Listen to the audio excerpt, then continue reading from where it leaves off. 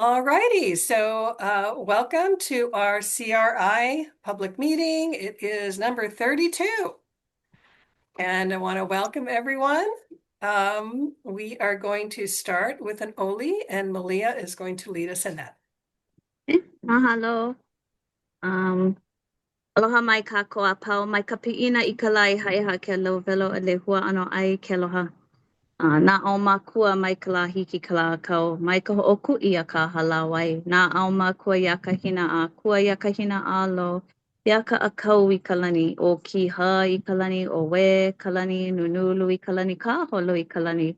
E ia nā pula pula o ko o ka pū kaki. E mālama o ko ia māko. E ulu I ka lani, e ulu I ka honua, e ulu I ka pai aina o Hawaii. E ho mai ka ike, e ho mai ka ikaika, e ho mai ke akamai, e ho mai ka papa, e ho mai ka maopopo pono, e ho mai ka ike papa lua, e ho mai ka mana. A mama ua noa. Mahalo. Mahalo, Malia. Thank you so much. Okay, so next we're going to have the CRI members and CRI people that are subbing for CRI members introduce themselves. So I'll start and then we'll pick the next person. Susan Gorman Chang, I'm the chair of the CRI and I'm representing the Oahu community, and I'll put it over to Robert. Hi, I'm Robert. I'm with the CRI community also, and glad to be here and looking forward to hearing what we have going on tonight as far as the plume. And you get to pick the next person of the CRI. Bill South.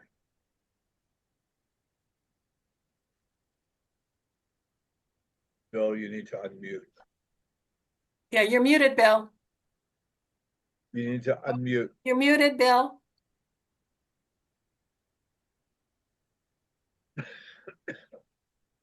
Nope, we can't hear you. You're muted, hon.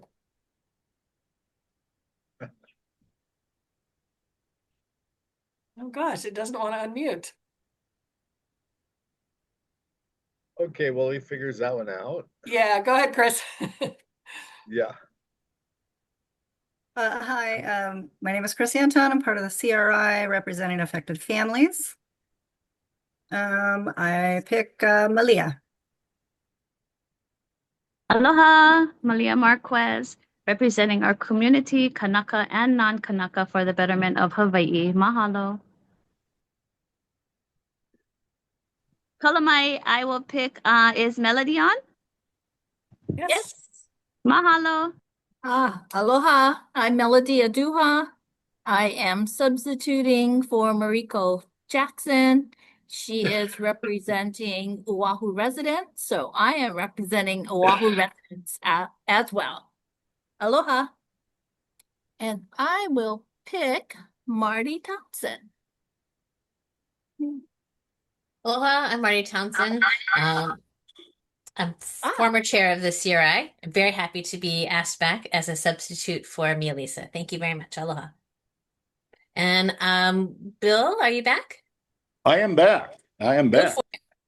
Okay, yes, I am Bill South. I'm representing let me get my picture up there so you can see me here. There we go. Oh, what's wrong with this thing? I'm representing Sierra Club. Okay, here we go. Here I am. Again, Bill South, representing Sierra Club. Mahalo. All right. I think we got everybody. Michelle? Yes. I don't know if Michelle, if she wants to. She was just going to listen in, so I will leave that up to her. But she is also a member of the CRI, Michelle, Impacted Families. She's representing Impacted Families. So, okay, so as usual, we're going to ask that the people that are CRI or CRI subs can leave their camera on, and we're asking other people to turn the camera off just so we know until you want to ask a question. Thank you. And so without further ado, I'm very excited to to introduce our guest speaker, Eva Davis. Her graduate degree is specialized in groundwater contamination. After completing her PhD, so she's Dr. Eva Davis, she started working for the EPA, Office of Research and Development, in 1990 as a research hydrologist. She did research and technical support for Superfund sites contaminated with organic chemicals such as fuels, chlorinated solvents, waste oils, and creosote. I may have said that wrong, but she'll correct me. I'm sorry, her technical support included site investigations to determine the extent of contamination, evaluating remedial options, and oversight during remediation. And yeah, we are so lucky to have her on our side. And her technical expertise is just amazing. Like she is a Superfund expert. And so in May, she gave us a presentation about, different kinds of remediation. And this time she's going to zero in on thermal remediation. And I'm going to ask her to go through the first about 38 slides. That's the most of it. The second half is a little bit about the reopening of Aiea Halava Shaft, but I'll ask her to go through that first part first, and then we'll do Q&A, and then we'll go through the rest. And then, of course, later we always have time for a public testimony and other questions. So without further ado, Dr. Davis, please take it away. Okay, thank you. I'm going to hopefully share my screen. I I'm made you trying. co-host, so. Yeah. Let's see.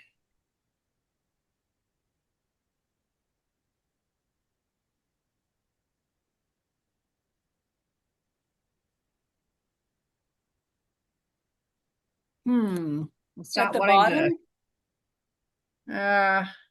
should be a share at the bottom, like a little, looks like a little rectangle with an arrow pointing up. Or Yeah, I got that far, and now I'm trying to get it to share the. Select a tab to share. Okay, this one. Any chance that you can see that? Not yet, no.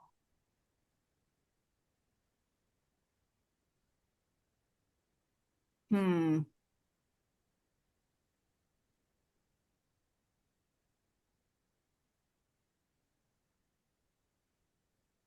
No. No, we've done this before, so we know it works. Yeah. Oh, okay. Wait a minute here. Let's see if this does it. Oh, there we go. Okay, it's coming up. Eva Davis has started. Yes, there we go. All right. We want to Okay. start number one. There you go. Now, can you make it full screen, maybe, so we could see it a little better?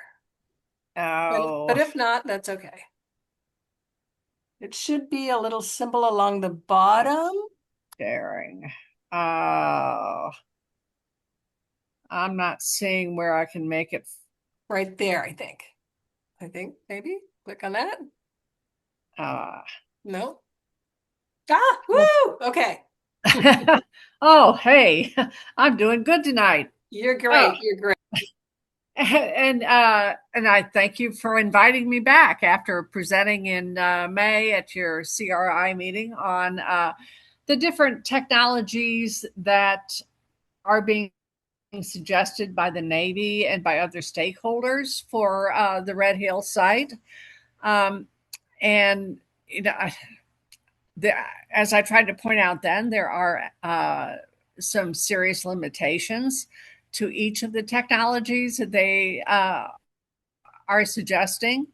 And I sort of ended that presentation by mentioning the thermal remediation technologies that I have worked with for the 34 and a half years that I worked with for EPA. And I was asked to come back to talk about that. There's also some other considerations for choosing remedial technologies that I'd like to talk about, as well as the thermal technologies. So what do you have to consider when you're choosing a remediation technology for a certain site? Certainly the properties of the contaminant are very important. When you're considering thermal technologies, in particular, is the volatility of the compounds as well as their solubility. If you're looking at some of the technologies that were being put forward by the Navy that would include the how biodegradable the compounds are. The mass contaminant present in the subsurface is a really big consideration. When you've got a separate phase present, as I fully believe that there is at the Red Hill site, a NAPL we call it. In this case, that would be a separate phase fuel in the subsurface. That's a really big consideration when choosing a remedial technology. But then no less important is a hydrogeologic setting. Is a contamination above or below the water table, or both? And usually it is both. And I believe that's the situation here. And then a real big consideration is the permeability of the soils, the lithology, whether it's high permeability or low permeability. And what we normally see is that we've got some of both. And so, but then you also have to consider, what are you trying to accomplish with the remediation? What we would really like to do, and actually when Superfund laws were first passed, they considered the complete restoration of the soils and the aquifer.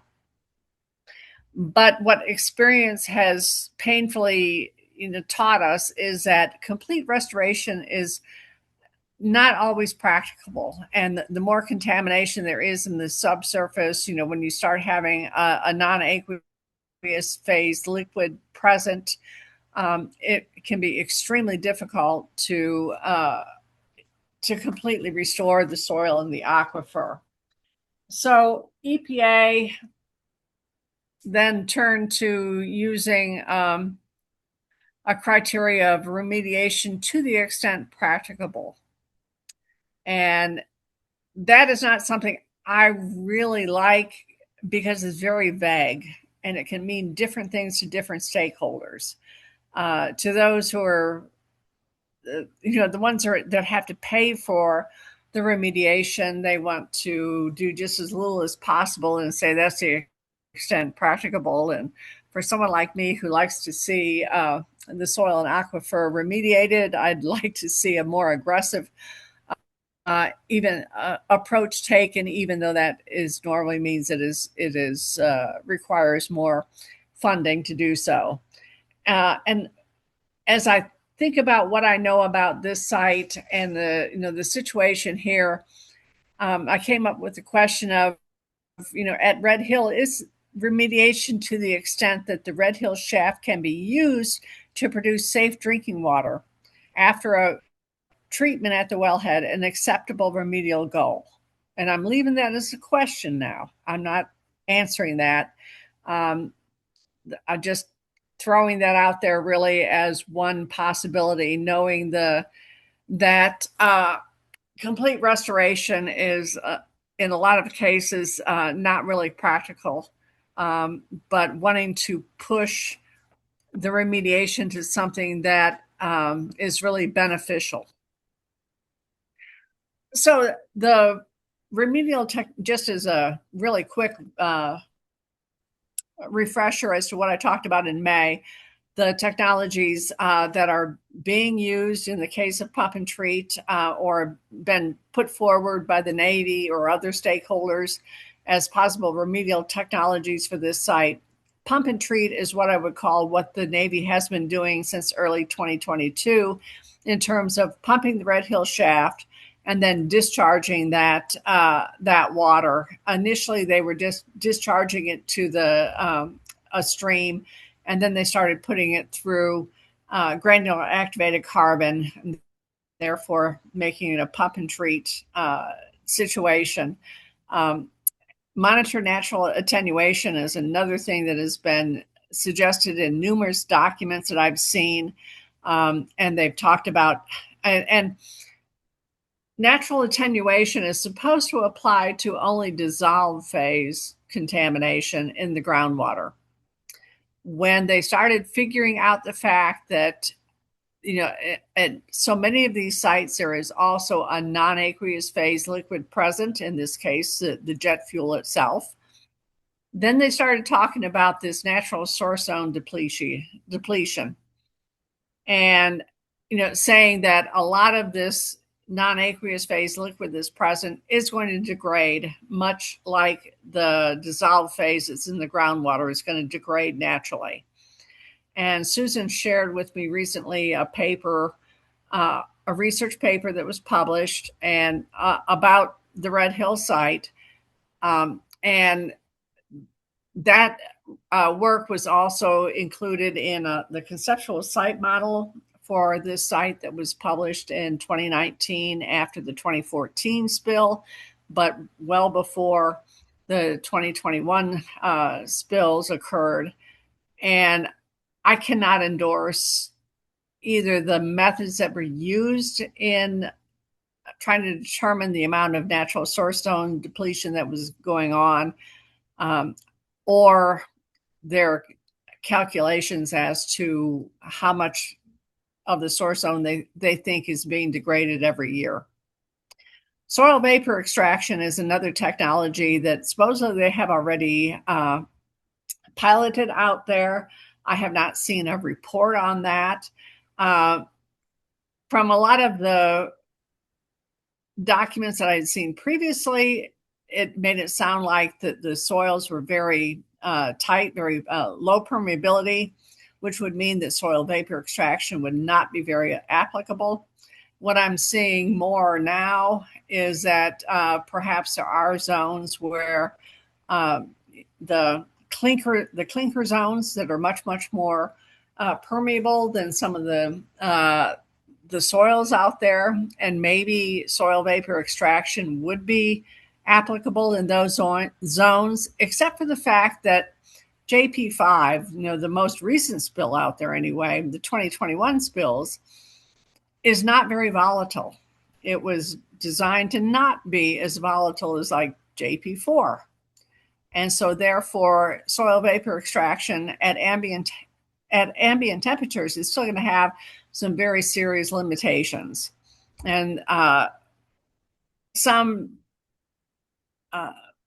there is a technology where they combine the soil vapor extraction with air injection below the water table, because soil vapor extraction itself is only applicable above the water table. That gives you maybe some benefit. They've also talked about enhanced bioremediation, which has some serious limitations that I talked about then. And as I've reviewed more documents between, after that May presentation, one quarterly report on response to the spill talked about how they had done a partial excavation of contaminated soils from beneath the tunnel after that November 2021 spill. And I'll talk about that a little bit more coming up, but I did want to recognize the fact that has also been done here. So as I said, soil vapor extraction at ambient temperatures has limitations because the JP5 is not that volatile. And this is PID readings, which measures the amount of volatile contaminants that are in the vapor phase of the soil after that, the May 2021 spill. And this shows, with the blue line, that below this one tank 17, initially there was some, significant contaminants in the vapor phase at that tank. But by January, that what was in the vapor phase had pretty much gone to very low concentrations. And this is a reflection this is what you would expect with a fuel that has low volatility. After a short time, you're going to get some significant concentrations just when the spill happens. But over time, those concentrations are going to decrease. So now, if you were to try to use SVE to remediate the jet fuel that remains in the unsaturated zone out there, you would have a real hard time recovering anything because the volatiles that were there initially are gone. And what remains is just not that volatile. And so the SVE is not going to be effective. And at this point now, and this graph was presented by DOH at the April 2026 Fuel Tank Advisory Committee meeting.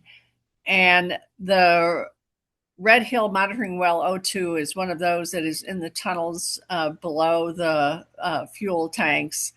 And this is the one well that was most contaminated, has been most contaminated since it was put in.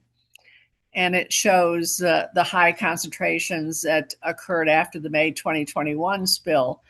But the reason why I include this is to point out the fact that, monitor at least natural attenuation, natural source zone depletion, and have been going on ever since the fuel spills first occurred out there. And then in early 2022, after the 2021 spills, they also started the pump and treat. That my understanding is that continues to this day.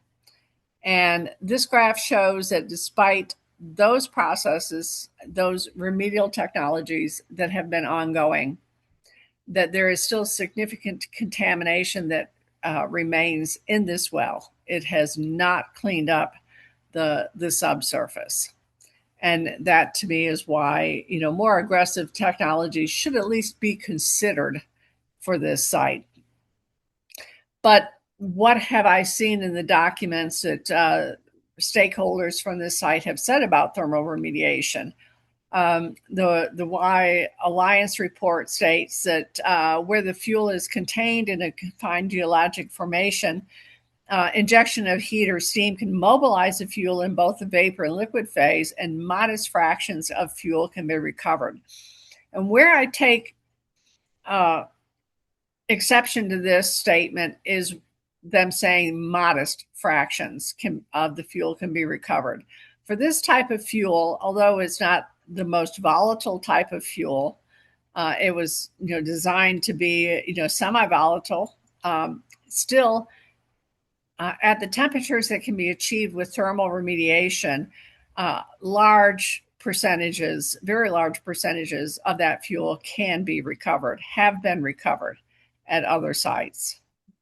And I have also had some email correspondence with a University of Hawaii faculty member who suggested that over 11 million cubic yards of soils would have to be remediated by thermal remediation. And I'm not sure where this number comes from.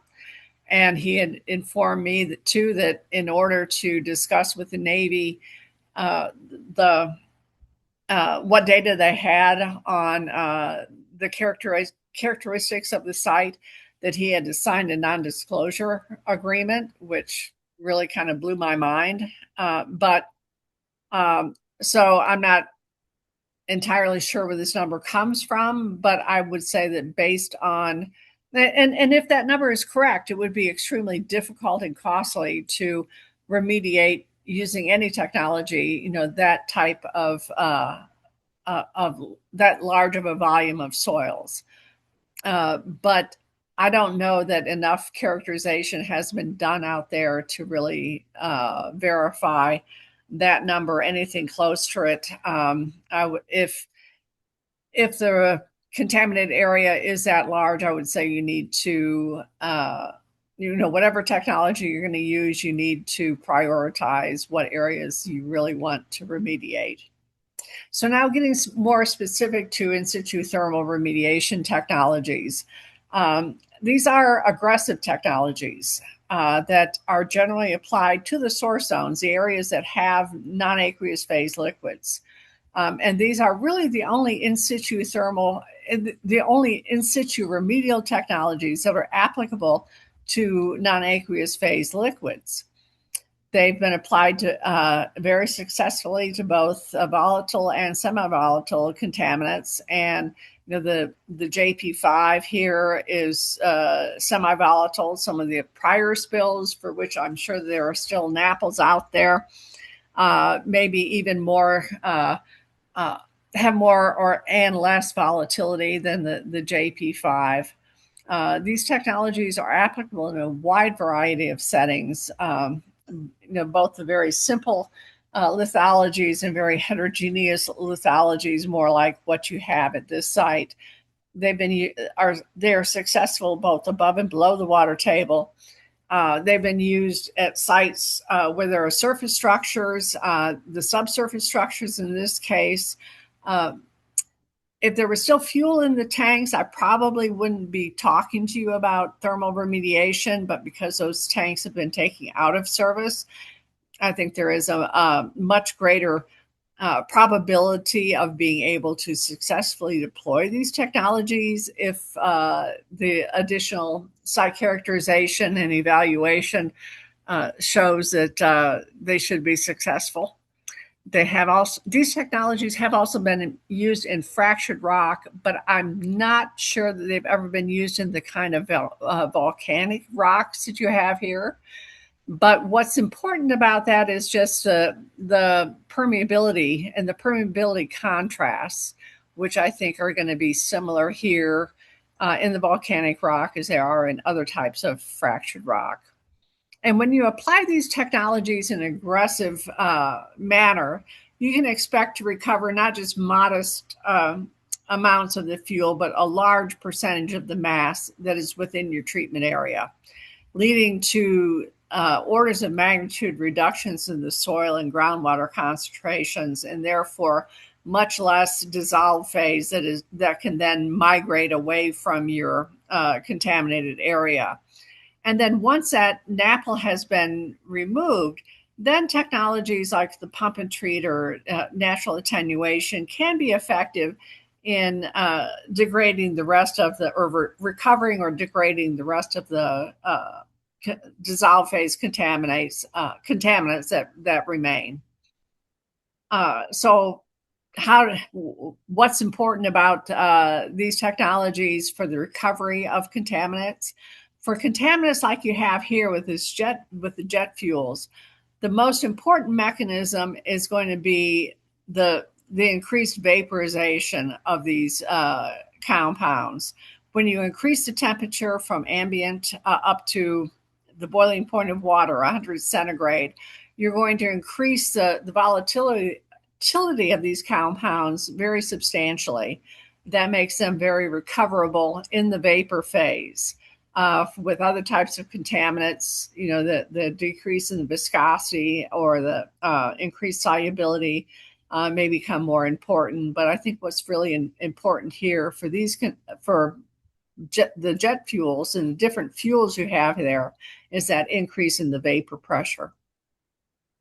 So there is more than one thermal technology that has been used very successfully, depending upon really the permeability of the soils or aquifer that needs to be remediated. Steam, and really all three of these technologies I've listed here were first used for enhanced oil recovery. So there was a history with these technologies even before we started using them for remediation purposes. Steam enhanced extraction, electrical resistance heating, thermal conductive heating are the three main technologies that are used today. And they differ mainly by the means in which the energy is added to the subsurface. There is another innovative technology that I don't believe is applicable here, so I'm not going to go into it further here. But what is common then with all of these technologies is that you're going to have thermocouples in the subsurface in the area to be remediated to make sure that you've reached your target temperature throughout your treatment area. You're going to extract the vapors and steam using soil vapor extraction. And the vapors and the steam that are recovered are going to be treated above ground to separate the contaminants from the air, from the water, so that then clean air and water can be discharged and the contaminants are disposed of properly. So I've been talking down SVE, soil vapor extraction at ambient temperatures, but it's an integral part of the thermal technologies. Why? Because the heating causes the vaporization of water that's in the pore spaces, as well as these volatile and semi-volatile contaminants. And as the water and the contaminants volatilize, they increase the pressure in the subsurface. And that can cause increases in the porosity of the soils, as shown in the picture here. It can also cause fracturing of the soils. And that pressure that builds up too then helps to just force the vapors to flow to an extraction well. So, at ambient temperatures, you're trying to just pull air through, low permeability soils a lot of times, and it just doesn't work very well.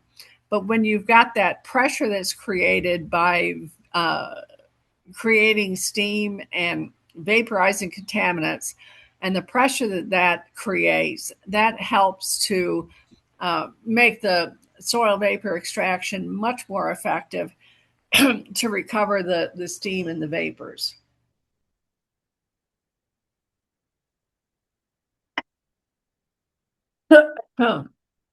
Excuse me. So to talk about each of these three commonly used technologies, just very briefly, very quickly, these slides I normally use with more technical audiences, so I'm going to go through them kind of quickly. But as a steam enhanced extraction name implies, steam is injected and groundwater, NAPL, and vapors are extracted. So this has an additional recovery mechanism of displacing the water and contaminants by the steam that is injected. This technology is most applicable for large, deep sites because it allows a significantly greater well spacing than what can be used with the other technologies. It is the most effective way of getting large amounts of energy into the subsurface to heat it and to achieve the temperatures that you're looking to achieve. And it has a real advantage in working below the water table in highly permeable sands and gravels with significant groundwater flow rates, because it can actually stop the inflow of groundwater and allow better heating of the target zones. Now, I've heard a lot of times over the years that, you inject steam and you're going to blow the contaminants all over the place. Well, what we try to do with the steam injection technology is to surround the NAPL contaminated area with the steam injection wells, as is shown here in the figure on the left-hand side. And then as the steam zones build and that steam migrates, it is pushing the contaminants to the center where the extraction well is. And so you're herding all of the contamination to a central extraction well. And if the contaminated area is so large that you can't use just one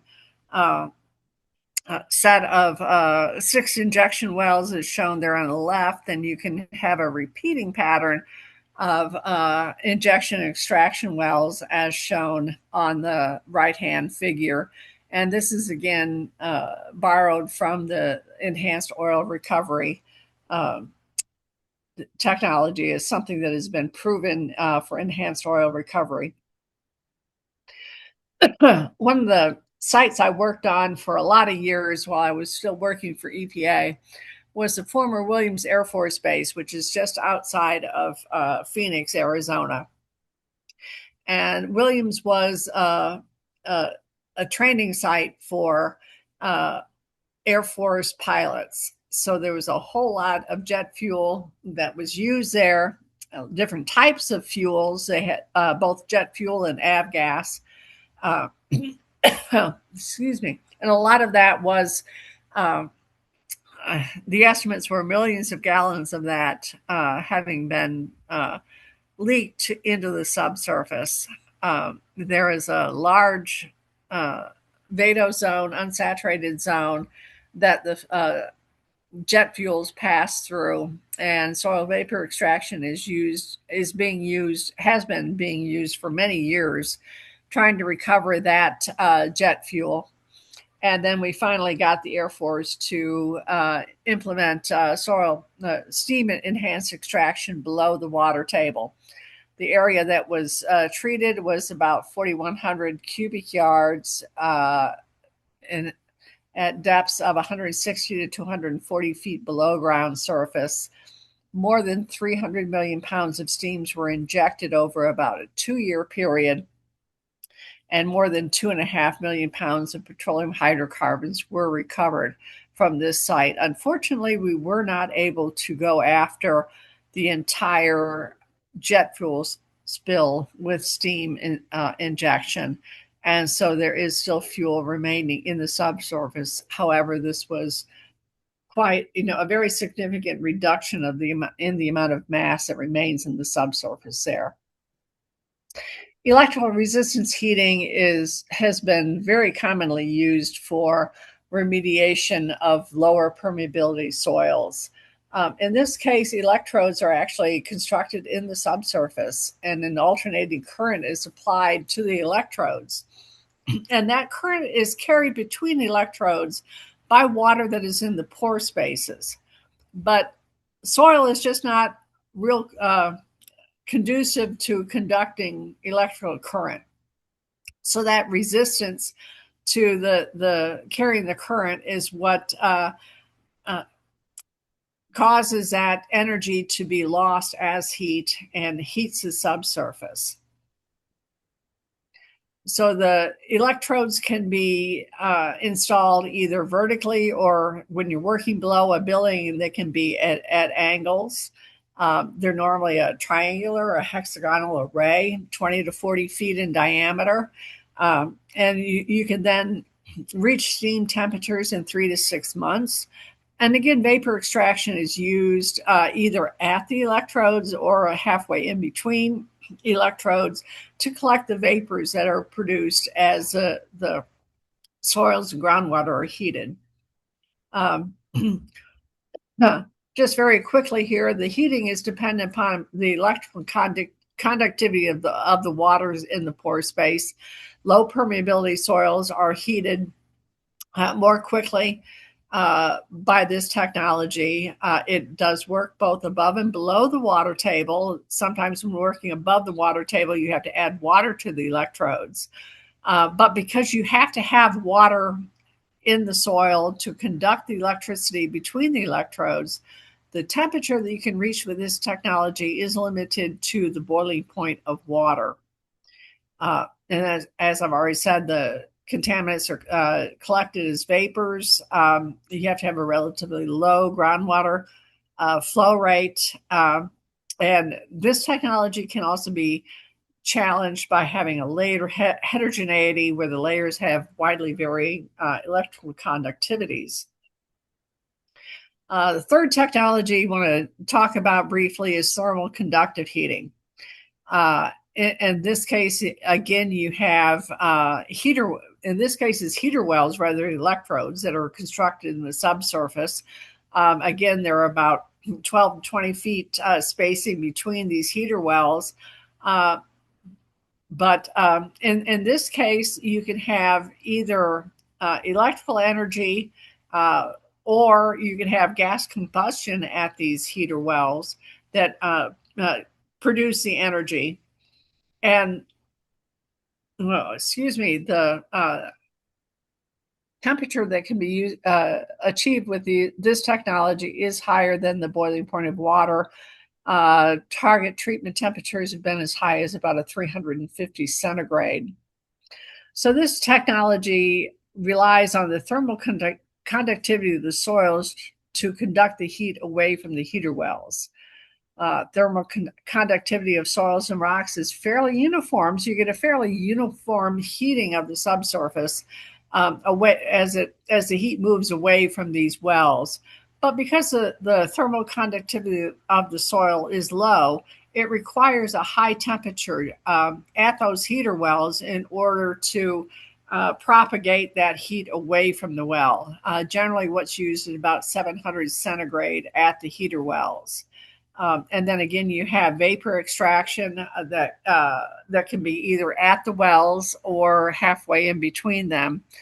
And an important advantage of this technology is that when you're working above the water table, you can get to temperatures that are higher than the boiling point of water, which allows some of the more, less volatile types of contaminants to also be recovered with this technology. Contaminants such as PCBs, PAHs, nuclear aromatic hydrocarbons, dioxins, PFAS, the forever chemicals, which I understand there are PFAS out at the Red Hill site.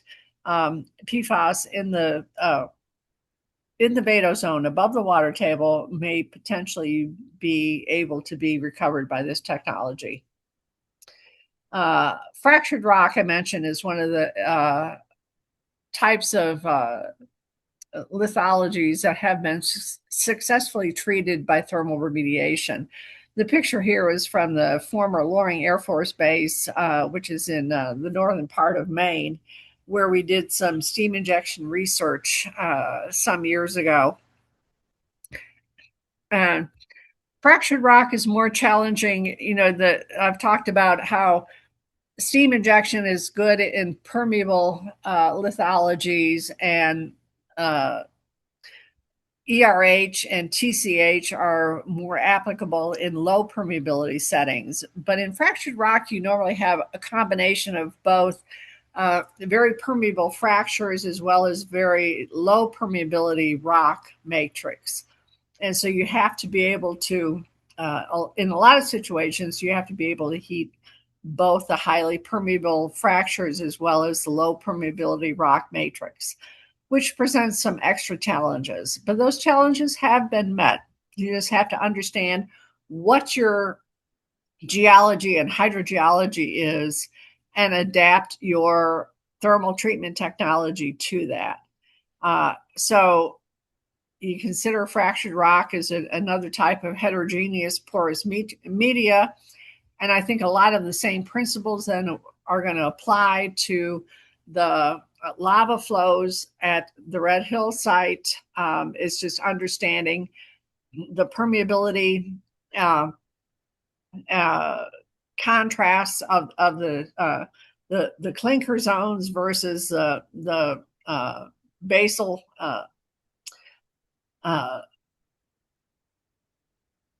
the basal rocks, and understanding where those areas are to be able to apply the technology effectively. So in order for a thermal remediation to be successful and to recover a very large percentage of the mass, the contaminant mass that is within your treatment area, you have to characterize the site adequately to delineate horizontally and vertically the extent of the NAPL. And generally, we use multiple lines of evidence to determine just where the NAPL is. Generally, the best type of data, characterization data have to determine where the NAPL is to have cores, soil cores or rock cores.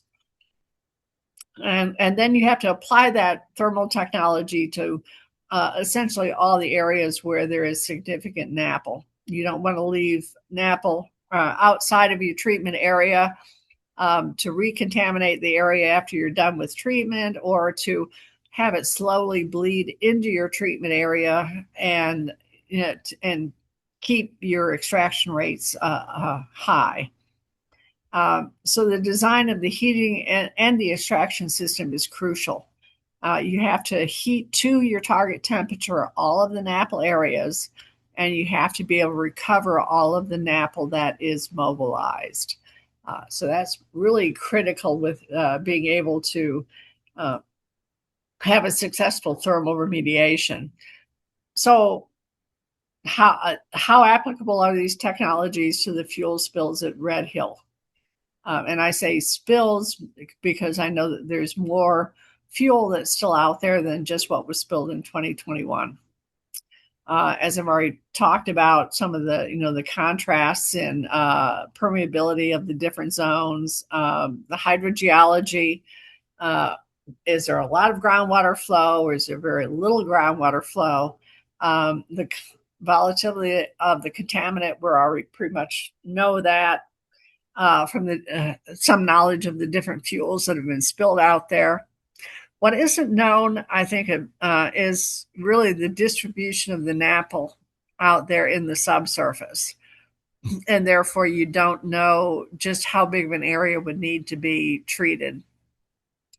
And you also have to take into consideration the obstructions. Like I've said before, if there was still fuel in those tanks, I would be hesitant, very, very hesitant to propose, evaluating thermal technologies. But now that those tanks are empty, they're not to be used again for fuel storage. They are, I would consider them an obstruction now, but not something that necessarily says that these technologies can't be safely and effectively deployed. There's also the tunnels that are going to have an effect, and the actual developmental tunnel at the site itself. And then my understanding is that this site falls under RCRA, the Resource Conservation and Recovery Act requirements, which means that once they have sufficient characterization information, they would do an engineering evaluation and cost analysis to evaluate the remedial options and choose the remedial technology. My concern with that is just that, making sure that they have adequate characterization information in order to evaluate the remedial technologies, and to make sure that that all technologies are evaluated based on their strengths and weaknesses. Not to have those that have a bias, the Air Force and a lot of those that the oil and gas industry really do have a bias towards, the bio or natural attenuation. But those have some real disadvantages too, particularly in this case where it's not a real volatile, it's not the most volatile of fuels, and they're not the most water soluble, so they're not the most biodegradable. That these types of fuels would really benefit from more aggressive technologies for remediation.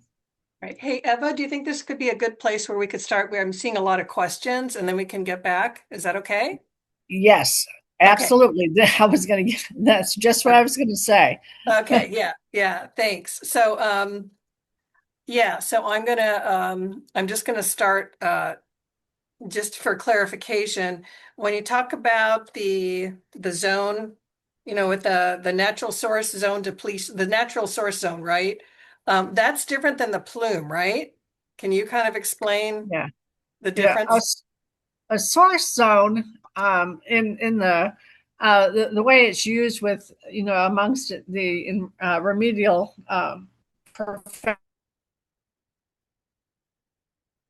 Uh-oh. Eva, I'm sorry, we lost you. Could you repeat that? Source zone is where the NAPL is. Source okay. of amongst, can you hear me now? Yes. Can you hear me now? Yes. Okay. Amongst remedial professionals, when you talk about a source zone, that is where the non-aqueous phase liquid is. That liquid, that non-aqueous phase liquid then being the source of the dissolved phase concentration that you find in the larger plume. So when you talk about natural source zone depletion, they're talking about the actual liquid, in this case, the liquid fuel being degraded by microorganisms. The problem with that is that normally when you've got that type of a fuel or other contaminants there in the liquid phase is normally toxic to microorganisms. Oh, interesting. Microorganisms. So they're talking about the bugs trying to degrade something that's to them. And but anyway, And again, yeah. I hope that answers your question.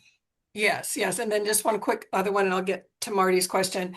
It sounds like there should always, the general consensus is there should always be some sort of remediation before there's monitored natural attenuation, before we let nature take care of it. Is that correct? In most cases, yes. If there is a non-aqueous phase liquid present, as there is at many sites, I dare to say most Superfund sites, then that non-aqueous phase liquid should be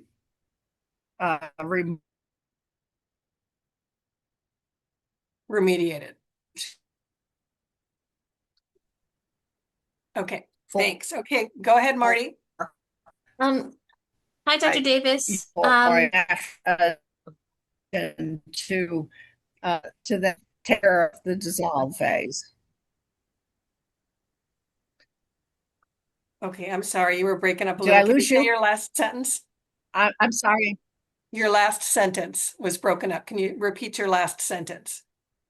Roughly.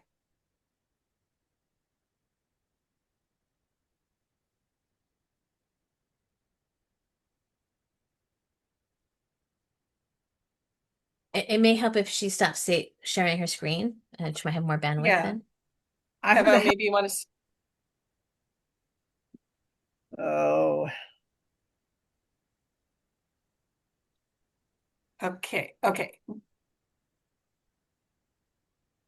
I'm still not hearing Marty. Hi, Dr. Davis. Can you hear me now? I can now, yes.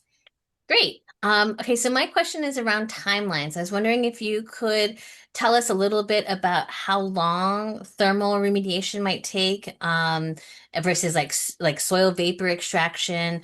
I think the timelines, and also just to call for, there's also been a question in the chat about how much these different technologies cost. Do you have any information on that, the timeline and the cost of these two? Yeah. At least. As far as the timeline for thermal remediations, now that's going to depend upon the size of the site, and a smaller site takes less time. If you're talking about a dry cleaner site where they've got a very volatile contaminant over a relatively small area, those are generally 6 to 9 months to remediate them. But when you're talking about a larger site, as Red Hill would be a large site, you're talking then longer time periods. At Williams, I think that we were injecting steam over 2 to maybe 2.5 year time period. That could have benefited, I think, from a longer steam injection time, because we were still recovering significant amount of vapors in there at the time the Air Force chose to turn off the steam injection. But that's still very short compared to the more than a decade that they had been doing soil vapor extraction in the saturated zone, and we're still recovering the more volatile components of the jet fuel, from the VADO zone. So not only is the soil vapor extraction at ambient temperatures.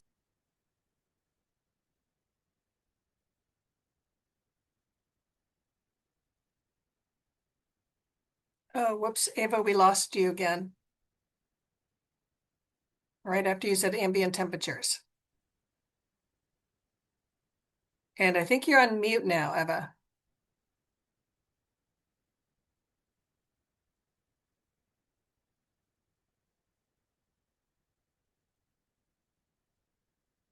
Can we unmute Eva? Let me see if I can do that.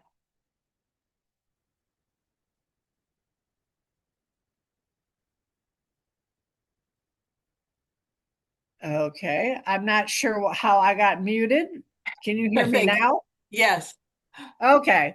Yeah, in terms of costs, yeah, and that's hard to do a comparison, but if you really look at a big thing when you try to compare costs, you should be trying to compare that the cost to get to the same endpoint of the remediation. And these other technologies on their own will not generally get you to that same endpoint. So therefore, it's hard to compare costs on that basis. But what sometimes, an enhanced bio of some types of contaminants can be just as costly as using the thermal remediation. So that, but I don't know enough about the costs of the other technologies to fully evaluate that for you. Okay, But understood. no, but no, thermal is not cheap. Okay, all right. So just speaking in general terms, thermal remediation is going to be the much more expensive and also much more thorough technology, and these other ones are going to be cheaper and take longer and not get us as clean of water as possible. Is that a fair generalization? I don't know that it's fair to say that they're cheaper because Okay. I've seen some, at least evaluations on paper where the enhanced bio was not cheaper than a thermal. Okay. Good to know. Thank you very much. Great. Thank you. Okay, Chris. Hi, my question is really way back when you said extent practicable, and was that EPA's, is that a regulation that they have or some kind of policy? And is it is there a opening there or opportunity to add language where it might say extent practicable but nearest to complete restoration? And where could we, start hitting along that crack there to help combat obviously the people that have to remediate and they'll use that language. So I didn't know if you have any information on where that was coming from. Oh, I like your way of thinking. That, as I said at the time, that yeah, I consider that very vague, and I have tried many times to push back on it and say, what do you mean by this? And try to say that, well, no, you can't just heat it for a short time and then turn it off, saying you've done what to the extent practicable. And I definitely do believe and would be a proponent of saying of using that type of uh, that type of wording, but then also adding additional definition to it to say that you have to go further than just the minimum, to a better and the how to define it would be a very site specific thing. But I do believe that there would be ways to define it that would push for a more aggressive application of whatever technology, and to give a better definition of the extent practicable than what I've seen. Yeah, Frankly. once things became clear that you couldn't do complete restoration, kind of piggybacking on that, was there a success level that was acceptable with the EPA? Just under your experience that you were like, oh, great, we are at 75% restoration. That is amazing. Or was there any percent bar that ended up being the goal? Now, to try to have a percent, restoration, a percent reduction in concentrations or percent reduction in mass, that can be extremely difficult to verify because you don't have a good estimate of the mass that's in the ground to begin with. And you don't have it can be very extremely difficult then to know just how much. Well, you can get a fair estimate, pretty good estimate as to what you've recovered because you measure that as it's coming out of the ground. But then to know what is left at any point during the remediation is very difficult. And you can look at, soil concentrations at a variety of different places. We normally do. But that doesn't necessarily tell you what is remaining throughout the whole area. And we also look at groundwater concentrations that can give you more information, but groundwater concentrations can vary with time. And so it's a very difficult thing, but what generally we would try to do is to have soil and groundwater concentrations that are no longer indicative of there being a non-aqueous phase liquid remaining in the subsurface. Because when what remains is dissolved phase, well, that's a much, much lower concentration than what it takes to have a non-aqueous phase liquid present. And you know that you've recovered majority of the mass at that point. Okay, I appreciate it. Thank you. Yeah. Thanks. Okay, I did see Ann Wright's hand up first before Robert's. Ann, did you want to? Sure, if I may. On the thermal remediation, the only time I've heard of that is like in Vietnam, where they were remediating huge quantities of soil that were contaminated with Agent Orange, and the USAID had to build an electric system because there wasn't enough electricity in that part of Vietnam to actually get the huge quantities of soil up to the degrees that it needed and for the length of time it needed to remediate that soil. And I'm just wondering, how does the thermal remediation, are you talking about taking, well, like where the PFAS went out on the ground, dig all that up, which has already been done, and no telling where the hell that stuff is right now. But how would you use thermal in actually water? Wouldn't you electrocute everybody? I mean, how would that work? Thank you. No, well, and yes, I actually I am familiar with what was done in Vietnam. I reviewed some of the proposals for that back in the day, and that was a very successful remediation of those soils there. It was challenging, but ultimately successful. And now for a site like this, I think that as well as a variety of other sites, probably the best way to get the energy into the subsurface is by steam injection. So you don't have to have electricity to for the energy for the steam boilers. You can use other forms of energy, natural gas, and in the oil industry, they use different types of fuels to for the energy in those steam boilers, and that would probably be more appropriate here. What they did in Vietnam was thermal conductive heating using electrical energy, and that probably was a much bigger draw than what they had available there. But that was also very dependent upon the technology that was being used, and the thermal conductive heating technology did have to be used in that case because they were very impermeable soils. They were very clay soils that you can't inject steam into. And they had to have higher temperatures. They had to have approximately 350 centigrade in order to volatilize the dioxins that were present there and remediate those soils. So that was a very different case than here.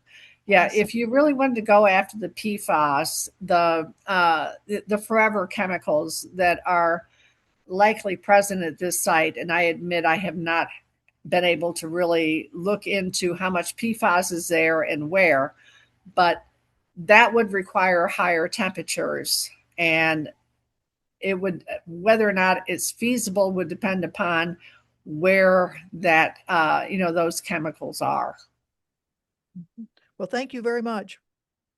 Okay. Thank you. And thank you, Anne, for bringing that up. I had no idea that was done. You're right. It's like one positive thing, but Yeah. we need positive. Thank you. Amen. Yeah. It was, but then it got canceled when the Trump administration came in and did away with USAID.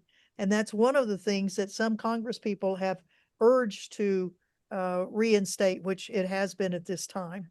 Thank you. It has been. Yeah. Oh, thank you. All right, Robert. I thank you so much for Eva for being here and speaking. I really appreciate your input on everything. Could you tell me on all these different methods that we use, how would you make your evaluation in a test study? What type of test studies would be done?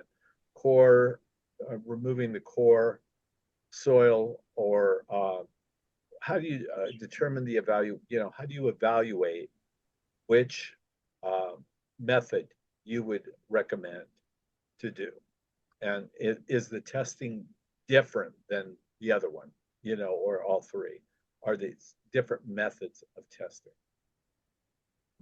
And that goes back to some of the things I said you have to evaluate when you're considering any remedial technology. It goes back to what is the soils, are they permeable? Are they impermeable? Is it fractured rock where you've got the real contrast in the permeability?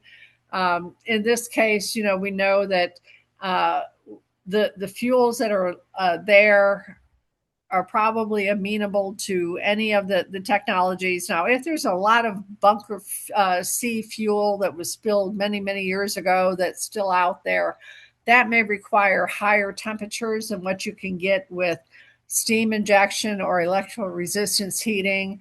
But most of the fuels that we're aware of being out there at this point still can be treated at 100 centigrade. So either the steam injection or electrical resistance heating might be applicable, but because of the heterogeneity in lithology, between the lava flows and then the on top of that, where there was some breaking down of the lava flows into soils, that's probably going to produce enough of a difference in the electrical conductivity of the different layers that would make electrical resistance heating challenging. But still the thermal conductivity should be uniform enough that you could heat it uniformly with thermal conductive heating. So, but you do have to look at the what types of soils there are, their permeabilities, the heterogeneity of the system, and whether you're above or below the water table. And most of these will work both above and below, but with steam injection, perhaps the most applicable below. In a setting like this, where you've got a very permeable aquifer that produces a lot of water. But you can find out a lot of this with the use of soil cores. Take a look at what's there. And a lot of times, even from looking at it, you can tell how permeable it is or isn't. And you can tell how much contamination is there. So you get your delineation as to the vertical and horizontal delineation of the contamination. And so that's a lot of it there. And then as they continue the evaluation of different technologies, they would look at how effective the technology can be expected to be, and how long it would take, and whether or not it's permanent, what kind of disruptions come from the application of the technology. Those are all taken into account in the RECRA process, in the ECA, the engineering evaluation and cost analysis that's done to compare technologies. Okay, thank you. And then one last quick question. Could you talk to us about if there's a significant plume from the red dye cast? Plume, yeah, one of the things is a little bit better anyway about these fuels is that they're not super soluble. They don't really readily dissolve into water. And therefore the plume, if you've got a contaminant like, the dry cleaning fluids, they're more soluble, and you can have plumes that go for miles from a dry cleaning facility. Luckily, I don't know if you want to call it that, but the deal is that with these types of fuels, that they are not as soluble in water as things like dry cleaning fluids. And so the plume is not as large, but it can. The real problem you have at Red Hill is that any groundwater flowing like from the area of the fuel tanks is headed right at the Red Hill shaft. And they admit that. The Navy admits that too in some of their documents. So even though it's not a huge plume coming from these, it's going just where you don't want it. And then when you start pumping from the Red Hill shaft, you're just going to draw more of that dissolved phase plume into that shaft, and therefore into your drinking water system.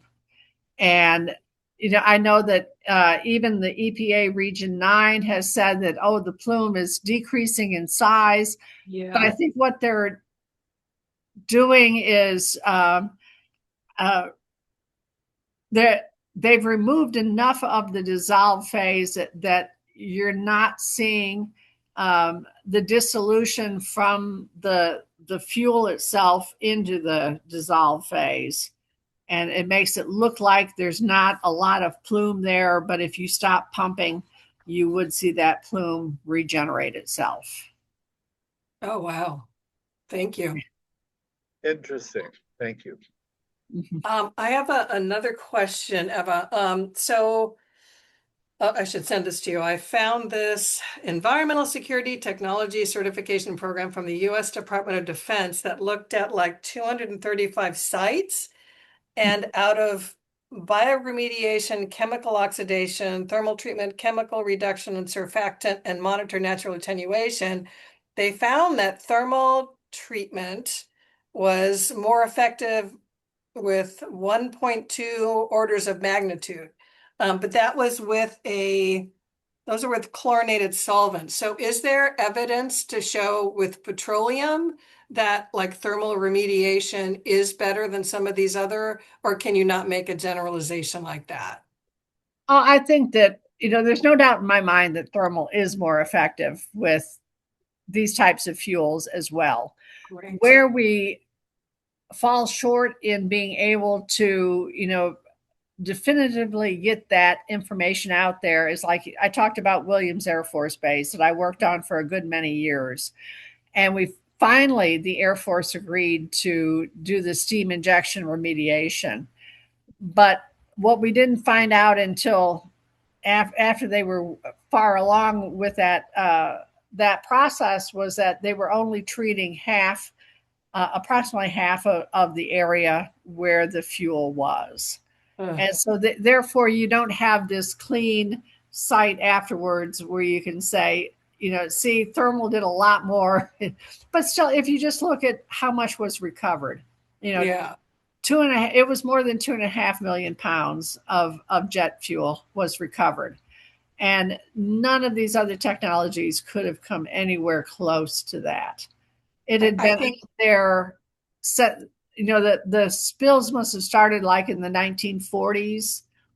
And although natural attenuation and source zone depletion are operating on their own, with no human intervention, still the fuel was still there, decades later. yeah. So, and yet in a, 2 to 2.5 year period, we recovered more than 2.5 million pounds. So that says something there. Yeah, I'm really glad you found that and we're involved in that, because I think we can use that as an example, right? When we talk to legislators and the EPA and DOH and whatnot. Yeah, so other questions?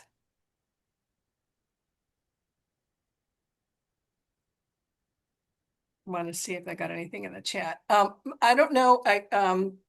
We have a little confusion, frustration about EPA, DOH, like who's in charge and who gets to make the final decision. I don't know, Marty, if you're comfortable kind of explaining the mess that we find ourselves in.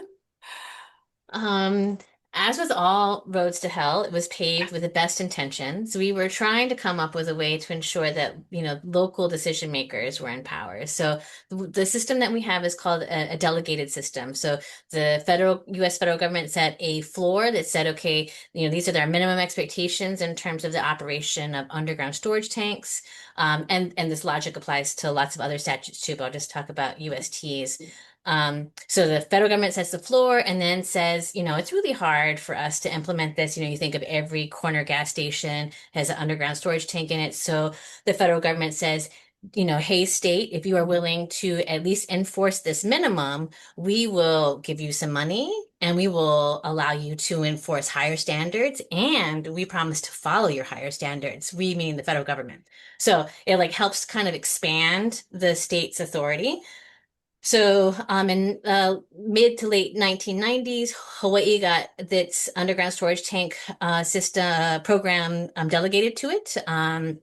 And the first thing that the Department of Health did was completely exempt the Red Hill fuel tanks. So we had, like whatever power we would have had, we just immediately gave it away. But we also established in statute some slightly stronger, higher standards and expectations. And so, in the decades since then, we've had some litigation and we've been able to enforce some higher standards. We were in the process of enforcing the Department of Health to give a permit to the Navy for the Red Hill fuel tanks, and the permit would be a mechanism for us to like constantly increase the pressure to be cleaner and cleaner and eventually go away. Unfortunately, the 2021 disaster happened and all of that just went away. And then now that they have decided to close the Red Hill fuel tanks, they are no longer and there's no permit for the Department of Health to enforce. And so the Red Hill fuel tanks are kind of in this little gray area. They have to comply with the emergency order that the Department of Health imposed on them, soon after, like in January, I can't remember when it was, but soon after the 2021 leak, the Department of Health was the one that came out and said, we can't have this anymore. You got to close this down. And so that's the order that the Navy is complying with in the course of closing down and cleaning up. And unfortunately, that emergency order, while it was good that it came out and it was, swift and they were, trying to force action. Unfortunately, like the standard for what it means to be remediated is vague, right? And so this is part of, we kind of kicked that bucket down the road, and now it's on us to figure out how to define what clean is, how to define remediation, restoration, and people need to really sit with what it means to say that the US military poisoned our drinking water supply so severely that complete restoration is not even in the realm of possibility. We are never, ever going to have clean drinking water from that source ever again. Like Red Hill will forever be, a concern, an asterisk, a consideration in terms of whatever water supply we, go with. And To Dr. Davis's point, all the effort that the military is putting into, bringing back on board these aquifers, water systems that water sources they've been using for the Joint Base Pearl Harbor Hickam, those contaminants that are, in that aquifer from Red Hill, they lead all right into those sources, and so I mean, it's highly risky. Our we should continue to try to figure out how we can clean it up, but we also need to find other sources of water that are, don't have that risk or asterisks on it. And then we also have to be really mindful about what future military activity we allow. We need to recognize how having this delegated system, just because it gives us more, us locally more authority doesn't necessarily mean that we are in a place to use it. Doesn't mean we have the resources to implement that, right? Like we don't have the money to act on our own.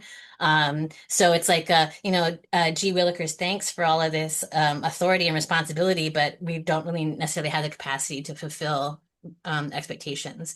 I think that's why it's important for us to continue to engage at the federal level to make sure that, the Navy pays for all of the remediation that we are able to accomplish.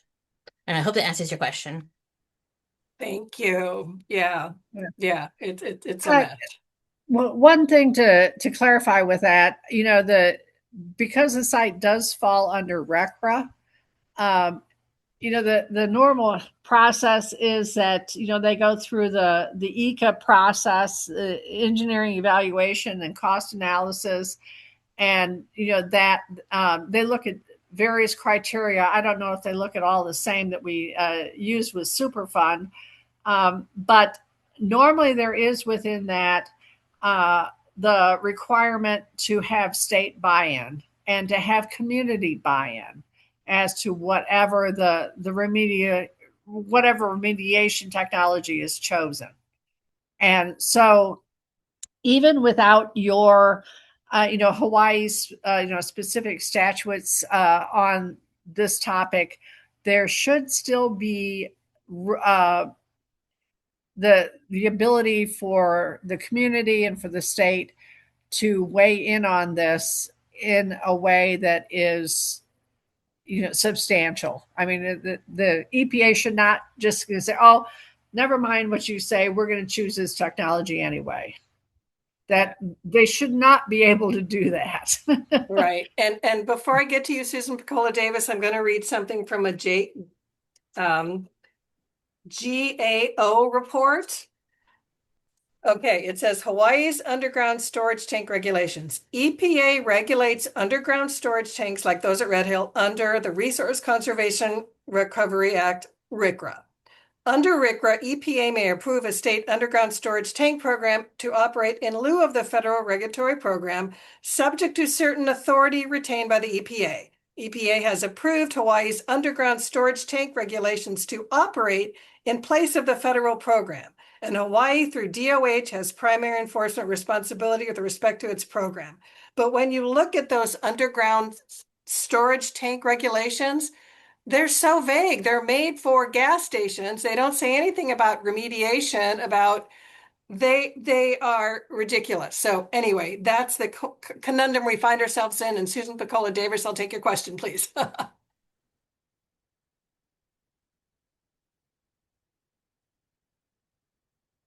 You got to unmute, Susan. Yeah. Oh, Susan, Looks you're like not. she's still muted. Oh, Susan, you're still muted.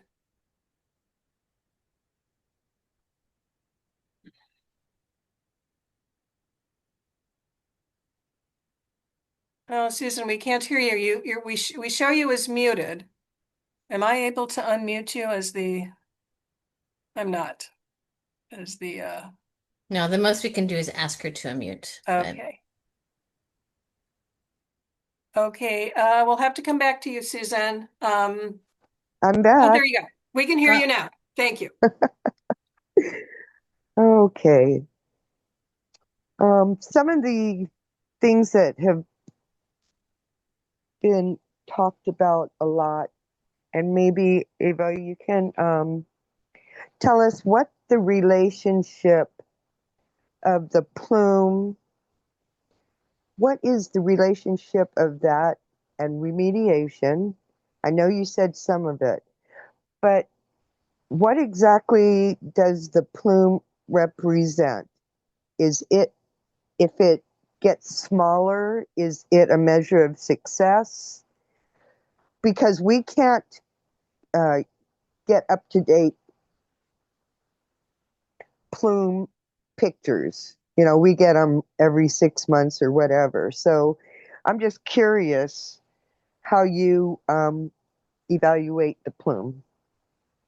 The plume is defined as the dissolved phase, which extends further than the source zone. As I said previously, the source zone is where there is a non-aqueous phase present. In this case, of course, being the jet fuels, and the plume can extend actually in all directions, but most of it going in the direction of groundwater flow from where the non-aqueous phase liquid, the source, is. And a lot of things can affect the plume. You know, the plume is normally, you know, you've got your groundwater wells where they take samples on a monthly or quarterly basis to see how much dissolved phase is there. And that is subject to a lot of variation under natural conditions anyway. And, you know, even how much rainfall there's been, slight changes in the direction of groundwater flow might change where the plume is going to. So it can be difficult to get a really good definition of where the plume is, and is it increasing, is it decreasing. Those are things that I push back on a lot of other hydrologists on, saying, you know, they want to say it's decreasing. I'm going, well, you don't have enough data to show that. And there can be a lot of variation anyway. If you remember the graph I showed of the concentrations at Red Hill Monitoring Well 02, which is the most contaminated well, and it a lot of variation in the concentrations, but they're not overall really decreasing. And so if you do a successful remediation of the source zone and remove the non-aqueous phase liquid, the liquid jet fuel that's out there, then you should see, you know, definitely see with time a decrease in the plume. And that would be a good measure of success, because once the non-aqueous phase liquid is removed, then the natural processes of natural attenuation which occurs in the dissolved phase, then can continue, and you're not generating more dissolved phase as it dissolves from the liquid jet fuel. And you would then expect to see the plume decrease over time. How long it takes for that to decrease is still subject to a lot of different variables, but you would then expect to see it decrease, and that would be very definitely a sign of success of the remediation. So that means that when we get presentations that show us the plume, it's really premature to use that as a measure because there's been no remediation yet. Yeah, what they have done, you know, with the pump and treat, they've been extracting from the Red Hill shaft and treating it through activated carbon and then discharging that water to surface water. And that will remove the dissolved phase, but the non-aqueous phase liquid, you know, the liquid jet fuel remains out there, and it will continue to dissolve more of it with time. And, you know, right now, if they stop that extraction that's going on and give it a little bit of time, the plume that had been there before they started pumping is going to regenerate itself. Yep. Because there is that huge reservoir really of contaminants, and the jet fuel is still there. Thank And you. so I did see, I believe it was Susan, the other Susan, that shared with me some of the plume maps that that EPA Region 9 was showing, that Yeah. saying that the plume was decreasing in size. Yes. And my thought on that was, what they were really seeing was that, and it is well known that, the pump and treat technology that they were using, it can decrease the dissolve phase during the time that you're still pumping. But as long as there is still that reservoir of the liquid fuel out there, there is still more that will dissolve into the groundwater, even while they're pumping. And when you stop pumping, then you're going to see that plume regenerate itself. Thank you. So it sounds like, and again, the EPA said, oh, you might ask yourself, why is the plume decreasing? And then they go into natural attenuation without even mentioning the pumping. So I really think that was quite deceitful. Maybe I'm saying that a little too strongly, but And someone who's worked in RECRA, worked with remediation, I would think that they should be very well aware of all of the research that has been done that shows that what happens with these plumes during pump and treat when there's a NAPL out there. Someone who's inexperienced might not know that, but you would hope that they would. But yeah. there's seems to be a real predisposition, not only with Region 9 but also with the Hawaii Department of Health, in saying that, oh, it's biodegrading, natural attenuation, because the presentation from the Department of Health done at that fuel tank advisory committee meeting, they had one of their conclusions that they presented was that biodegradation is occurring. And well, yes, it probably is, but I did not see anything that really supported that in what they presented. Yeah, thank you. I And really feel like we're getting a lot of misinformation, and I appreciate you, yeah, Eva, really delving into this and explaining what's really going on. So, yeah. thank you. Well, and like I say, I don't doubt that there is some biodegradation going Sure, on, sure. but how effective it is, well, there's some real limitations to what it can do. And that Absolutely. is what I don't think that they are telling you. Thank you. Thank you. Is Thank you. the limitations to it. It is not the answer to your prayers. It Right. is not. Thank you. All right. And thank you, Susan, for getting us onto that topic. Chris. Yeah, I was kind of thinking that same thing. So the focus on the plume has been, maybe they already knew that we shouldn't be focusing on the plume. And we should be then asking, well, then where is your NAPL report of where you think that location is? And that probably is the best way to find that would be the core sampling. That is my opinion. Yes, that soil cores is the best way at most sites to be able to get that information. And now, after the 2014 spill, the Navy was required to produce what we call a conceptual site model, which talks about not only the geology and lithology, the hydrogeology, but also where the contamination is.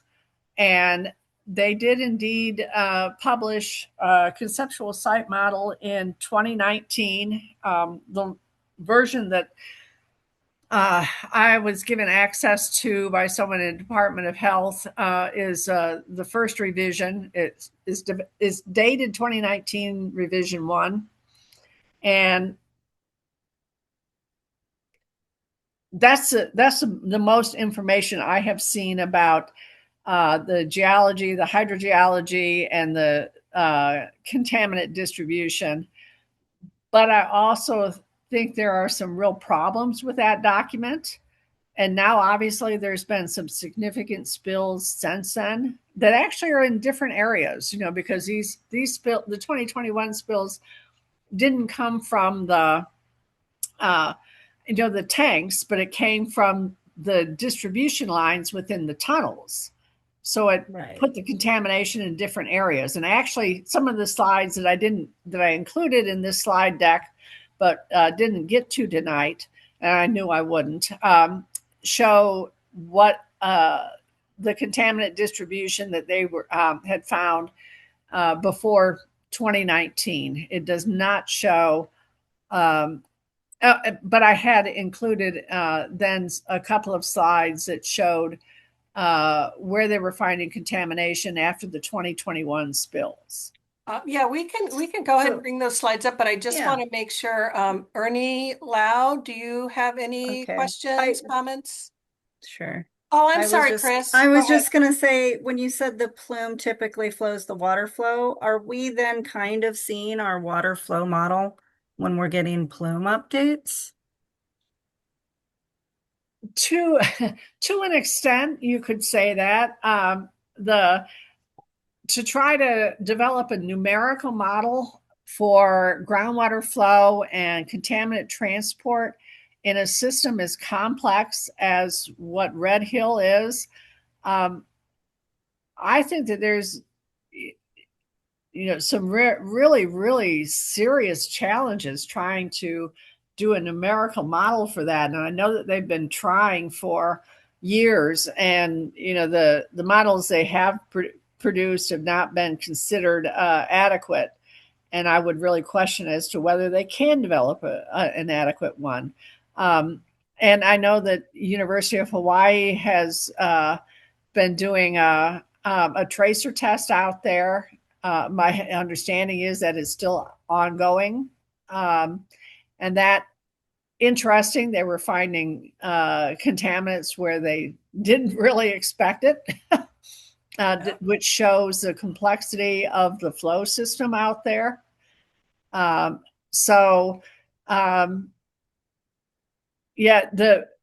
one way to figure out where, what the direction of flow, groundwater flow is to look at where the contamination is showing up, or in the case of that tracer test, where the tracer is showing up, and that you can learn a lot from that. Great, thank you. Yeah, I know. I think they put in 20 pounds of dye and have gotten mere ounces. It's amazing. And some of it sounds like was most definitely where they didn't expect it. Absolutely. Yeah. Yeah. So be interesting to as I continue monitoring for that dye to see where else it shows up and how much it shows up where. And then, to want to reopen Lava Shop before that tracer study has even located all of the dye is pretty concerning. But I wanted to give Ernie, Board of Water Supply, or Joyce a chance to comment or. Yeah, thank you. Thanks. It's been a while. Nice to see everybody. I feel like this is a gathering of old friends that have been on this crusade for a long time. So mahalo for everybody hanging in there. The Dr. Don Thomas from the University of Hawaii is doing the dye tracer study using the rotamine red dye. And some of the results he shared with us, it looked like it was flowing toward the west, getting, yes, definitely to Red Hill Shop, but also moving beyond that to the westerly direction. And also, I think he found some detections going actually to the northwest, going actually Mauka and across, somewhat across Halawa Valley. So something to think about is also to look at the particle tract model runs from the two groundwater flow model reports. The last two, those particle tracks seem to indicate a potential to flow to the northwest and to the west. But maybe I can ask Joyce. Thanks for. Could you bring up the the map showing the PFAS detections, and I'll just kind of throw out there that PFAS being very water soluble and it doesn't really degrade in the environment very readily. That's why they call it forever chemicals. Flows very easily with groundwater. In a way, the PFAS might be telling us, giving us a better picture of what's happening out there, rather than just the dye tracer study. But Joyce, do you think you can bring that up? I think she's working on it. I gotta give her permissions. Oh, One okay. sec. Vamp a Sorry. little bit. Hi, Ernie. Sorry, my video got cut off. So would you mind repeating what it is that you want me to bring up? The map showing that we shared with the board and with our letter about PFAS to the EPA and the Department of Health. Just the map with the yellow circles. Sure. One moment. Oh, thanks, Joyce. Nice photo. Thank you. That's actually going to Manoa Tunnel. Oh, I'm trekking through the jungle. Correct. Oh, Okay. So we wrote back in, I think it was June, to the Department of Health, pointing out our detections from the monitor wells we've installed around Red Hill, and some of our wells that are shut off, and one of our wells that is shut off because it needs to now require a PFAS treatment system, detections of PFAS, and kind of looking at the Dr. Davis, the Circle investigation of PFAS at Red Hill, which is being done by NAVFAC. That we, had this map. sorry. Oh, I'm trying to pull it up right now. oh, okay. Thank you. I'm on my iPad, so Okay. Sorry to make you do no, this. no.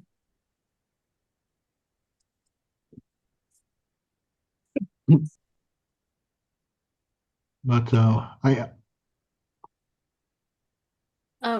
have a question go for you, ahead. Uncle Ernie, while we're waiting for that to come up. I was just wondering if you could talk, if you had any other updates in terms of, you know, the plume that was seen in Camilo, or efforts to find other sources of water for Oahu. Like, do you like just general like updates in terms of like, Yeah, since so like you said, it's been a while, so.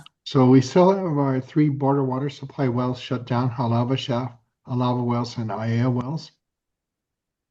And we're actually drilling to find locations of replacement wells, like you said, Marty, far enough away from the influence of Red Hill.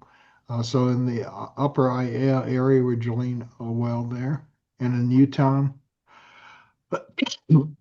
possibly 2 more wells. Oh, so we are actively, trying to develop replacement sources. It has been challenging, though.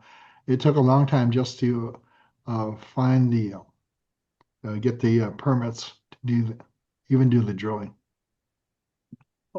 Is this okay? Yeah, Joyce, I feel like I have to cough, so if you could just explain the map to everybody. Sure. So, as you can see here on the screen, it's if you can see my cursor, the orange outline is the Red Hill facility itself. And all the red dots are Navy monitoring wells, and blue dots are border water supply monitoring wells. And everything that you see with the yellow highlight is actually locations that have seen detections of PFAS. And as you can see, there's quite a bit of detections all around or all within the Red Hill facility itself. And we've also more recently started detecting PFAS in our monitoring wells that we've installed. So at Site D, that's near the animal quarantine station. Site A, this is Halava District Park. We've also detected PFAS further west in our Halava well, Halava Shaft, as far west as Kaamilo wells. And the Navy have also previously detected PFAS in their Navy Monitoring Well 24, which is just adjacent to their Aiea Halava shaft. We've also seen a few anomalies where it's across the freeway, across H1 in the Ahuimanu, I think this is Ahuimanu housing. AMR. AMR. Aliyamanu. Aliyamanu, sorry about Yeah, that. no worries. And then our latest monitoring well that we installed is called Site S. This is right by the Mauna Loa Golf Course. So we've also detected PFAS here. And then also further south, we have Mauna Loa wells. So we're, yeah. No, I should continue, Joyce, please. Yeah, so I'll just scroll up here in our letter that we sent to the DOH and EPA back on June 16, just informing them about some of the detections that we've been seeing recently, as well as the ones that we've noticed in the Navy's monitoring well. And we've found some similarities in the types of PFAS we're detecting. So here are some of the specific PFAS that are relatively commonly detected between the Navy and us. And these recent detections just raises more questions of where it's originating from and could there be potentially migration underground. So we wrote that letter in June, and we finally got a response in August. We can make, I think both are actually, Joyce, both we posted both on our website. Let me check. Okay, You but can- we'd be glad to share. It's public information. We have briefed the board at our board meeting recently too about this, and we've started to share it with different elected leaders, or we're willing to share, speak to the community um, about this too. So one of the things we requested too that was initially denied, and actually I think again they didn't really answer our request. There is a existing monitor well near the Aya Laundry, the old Aya Laundry site, and that monitor well installed by the Navy is still active. We suggested that they start testing it for petroleum and PFAS too, and add it to the Red Hill Monitor Well network. It's an existing monitor well. It's just going to be the additional cost of being able to draw the sample and run the test, but it'll add another location for monitoring in the environment. So, Joyce, go ahead. Yes, so right now we have the June letter here on our website on protectoahuwater.org. But we can add in the latest response that we received. From the EPA, yeah. Yes. Yeah. So we're going to continue to kind of press on this. Where Joyce and I sit on the rest, and I think some of you here sit on, like Susan Piccola Davis, and I think was it Bill? Both Susans. Both And Susans, yeah, Robert. and And Robert Robert. too are on the Restoration Advisory Board, and we're kind of pressing on that side too. If you go to the redhillern.com website, that's for the CERCLA investigation at Red Hill. They actually have to their credit, they put up our Board of Water Supply letter and the EPA Department of Health response on their website. So you can find it there easily. Joyce, you want to add anything else? No, I don't have much to add. I think one thing, the next RAB meeting is September 9th on a Wednesday, so we'll be attending that. And I see in the chat, Patty had asked, when is the next FTAC meeting? I'm actually not sure. I haven't heard any updates on that just yet. Yeah, I don't think we've heard any updates either on that. From my perspective, petroleum, we should continue the press on the petroleum contamination issue. It's an underground fuel storage tank in operation for nearly 80 years and frequent leaks. But also, it's very clear to me that they use substances that contain PFAS there, including AFFF. So then PFAS contaminations may be more widespread than they expected.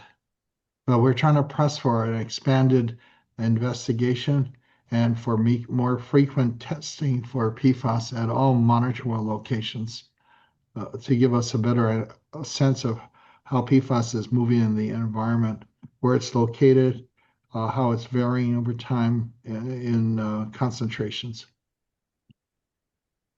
Do they have fire training areas on the bases? I believe they did. I don't know for sure. Dr. Davis, um, Of course, that would be the logical place to start looking for the PFAS sources. And again, soil cores may give you the best information as to where the PFAS sources were discharged to the surface that are now making their way to groundwater. But I have not had the opportunity to spend a lot of time looking at PFAS. But one DOE site I worked at, they found extremely high concentrations, not surprisingly, at the fire training area. That would always be a place to start. And like I say, by analyzing soil samples, that should help you with where the actual source of the PFAS is. Yeah, thank you. That's a good point. We just recently learned that they are going to be taking soil samples at a number of locations on the Navy's Red Hill property. We think it's part of the PFAS circular investigation. Yeah. And also just wanted to add in terms of finding locations that may have past contaminants, the DOH, Department of Health, has the online iHear website database. It's sort of a dashboard. You can kind of see anywhere that has been investigated for different types of contaminant. So I can drop in the link in the chat. So if you folks want to take a look, there's a lot of green dots, and each green dot means it's a contaminated state. Yeah, unfortunately. Yeah. Unfortunately is right. Yeah, I think that's all we had to kind of share. It's been a while. Yeah, it's nice to be all together again. Yeah, like a homecoming. Yeah. Okay, so next I saw Robert and then Chris. Thank you so much, Ernie and Joyce. Thank you, Doctor. In response to Dr. Ernie, it's for you. Hello, how are you? Glad to see you here. Hope you're feeling better. And I have just something to add there in response to what we were just talking about, the Kunia range. Hey, Robert, we're having trouble hearing you. Oh, can you hear me now? Yeah. Oh, okay, sorry. In response to the Kunia range in Schofield Barracks, the airport out there with the PFAS, that there was a lot of firefighting foam out there and the water and everything. There was questions about that out on the Kunia range. When they had the problems at the airport and they had to close it down on the military side. I don't know to what extent anything was done because, the Royal Kunia is adjacent to that area. And so are the Loon Farms, and I know that there was PFAS from firefighting foam that was discharged all through that area. So just wanted to bring it up. Yeah, Something thank to look you. into. Yeah. Yeah, thanks, Robert. Yeah. Yeah, I mean, we know there's more, right? We've talked about this before, yeah, in other airports, but here on Oahu, with what we're doing. Ernie, was that part of when the Army National Guard had that presentation and they were going to test those private wells down in Pearl City in that, Waiava, close to Leeward Community College, right? yeah, that was a unit training facility in Waiava in the Yeah, Pearl City industrial area. yeah, And they're doing a PFAS, circular PFAS investigation there.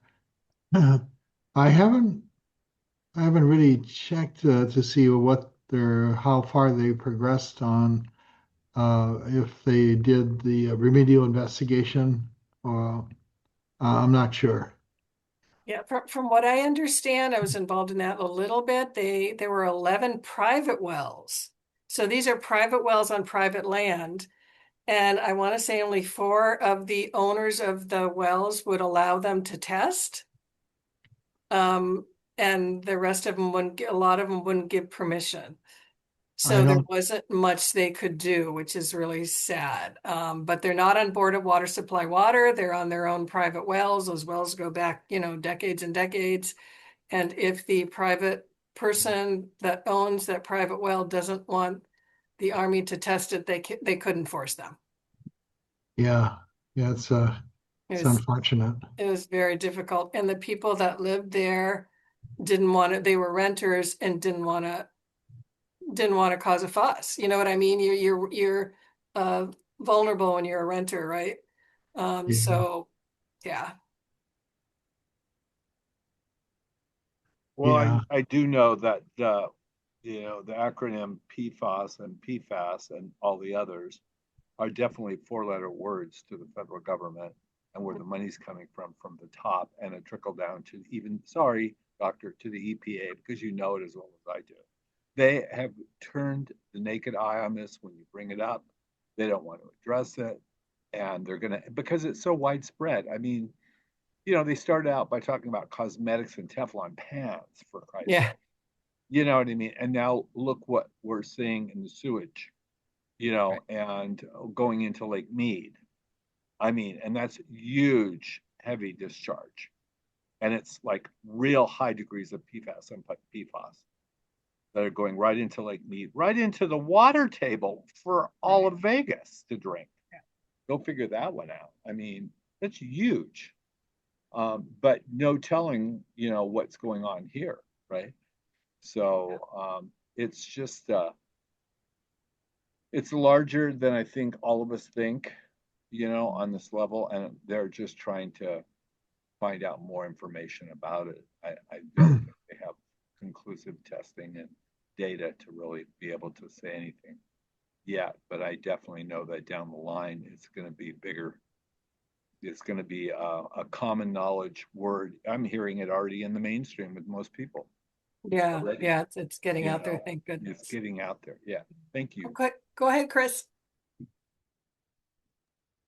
Okay, real quick, I just wanted to say based on Ernie talking and the PFAS discussion, I just wanted to put out that they do have a plan, and I was kind of looking for core samples and if that is in part of any remediation plan. It is in this one, so I didn't know if you had reviewed that, but it looks like the sites they start listing in that draft final remediation investigation work plan is near audit 6 or audit 3. And it looks like it's not going very much further around just that area and a few others. So I don't know if you've had a chance, but I wondered if Ernie, you had seen this or read through that, and if you yeah. had any comments on that. I thought we made comments. On the draft remediation work plan. I don't remember what our comments were, but I know that from what we saw recently, so the Navy has to do before they start drilling these cores, taking these soil cores, they asked for a what they call a one call before you start digging. So they've asked other companies or utilities that have underground infrastructure in the area to go locate their infrastructure so they don't drill holes into it. So we have large pipelines that run into the Navy property that originates at Halava Shaft and used to pump water to urban Honolulu across the Navy property in that area. So they've asked us to go onto the Navy Red Hill property, locate our pipe, because they were going to drill a lot of soil cores. Joyce, do you remember how many? I don't remember how many soil cores they were going to take. It was quite a few, I thought. Quite a few. I don't have the exact number on hand right now, but if it is, all the proposed locations are in the minutes that they provide. Let me look that up real fast. From the RAB meeting. Correct. Yeah. And Yeah. and it is only for PFAS, or will this maybe give us some determination on the fuel, the maple? Is We're that, not, and will the data be shared? yeah, we're Kinda not wonder. sure. I think so with Red Hill, you've got split jurisdictions. So you have the work that's being done under RCRA, and then this other PFAS investigation being done under CERCLA, which they're not investigating petroleum contamination. Right. So, and you've got two parts of the Navy doing it. So the PFAS investigation CERCLA is under NAVFAC, and then you have the closure task force, and also a part of NAVFAC doing the RCRA work there related to the fuels, and they want to keep it kind of separate. Yeah. Although I think it makes total sense from a non-legal basis to say, why don't you work together? That would be nice.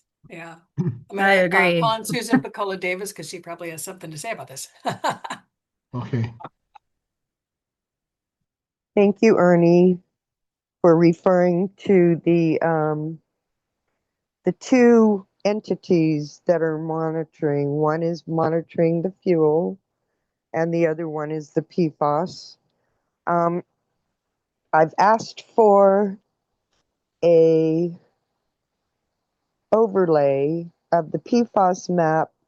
You know what? I may have asked at your meeting, Ernie, where we had an overlay of the PFAS map that you all just showed on top of the PFAS map that we're getting from the RAB. It would just be interesting, to see how it looks. Anyways, that's not what I wanted to talk about. I wanted to ask Eva, because I don't know if we're going to get back, but there's one of your slides, and I've got it on page 35 about soil boring locations, and you have the whole pipeline and everything like marked up. And that's something that I really wanted to understand as far as the borings and what that means. And is that even comparable to the core stuff that we were talking about? Oh, getting us back to the slide deck.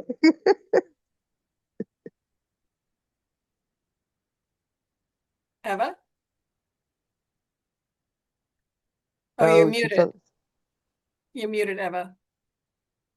Yeah, I was pulling up my slides too I thought I Yeah, knew which we one can. she was talking about, and let's see if I can share it again. Yes, thank you. What's my chances of being able to Very good. oh, I mean, if you want to continue, you want to do that one first and there. then continue where you left off. Okay, go ahead. Yeah, this is the figure you were talking about, I think, Susan. That's the one she's Yes. talking about. Yeah. Yes. Yeah. Yeah. And what this is the tunnels underneath the fuel tanks.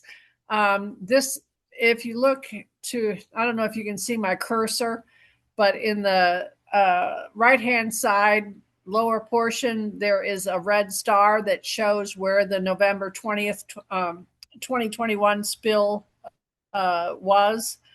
And then this shows how it, the tunnel is where it flowed along. Yeah.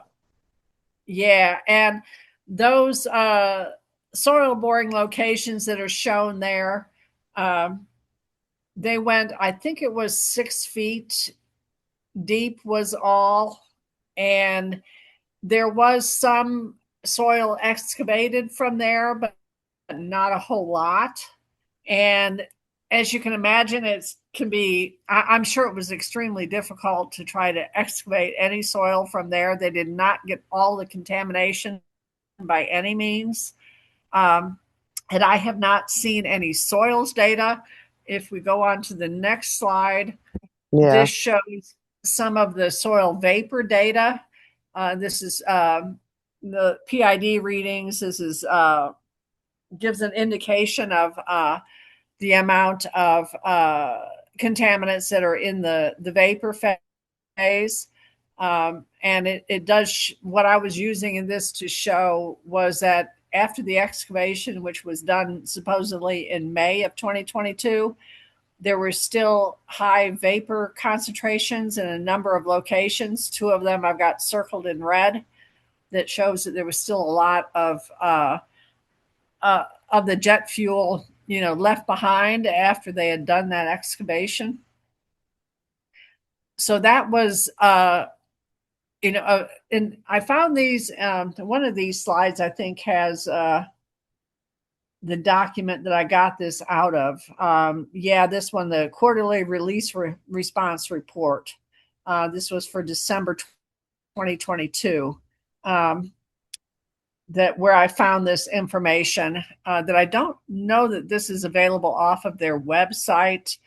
I believe You have to dig. You have to dig for it. It's not easy. The quarterly release response reports were meant to be buried so that we didn't see this. Yeah. I think so it's very important that everyone sitting here understands that, we focus so much on certain areas and all of this information is available, but we didn't get, we didn't know to look at the soil vapor data. So thank you very much for bringing this to our attention.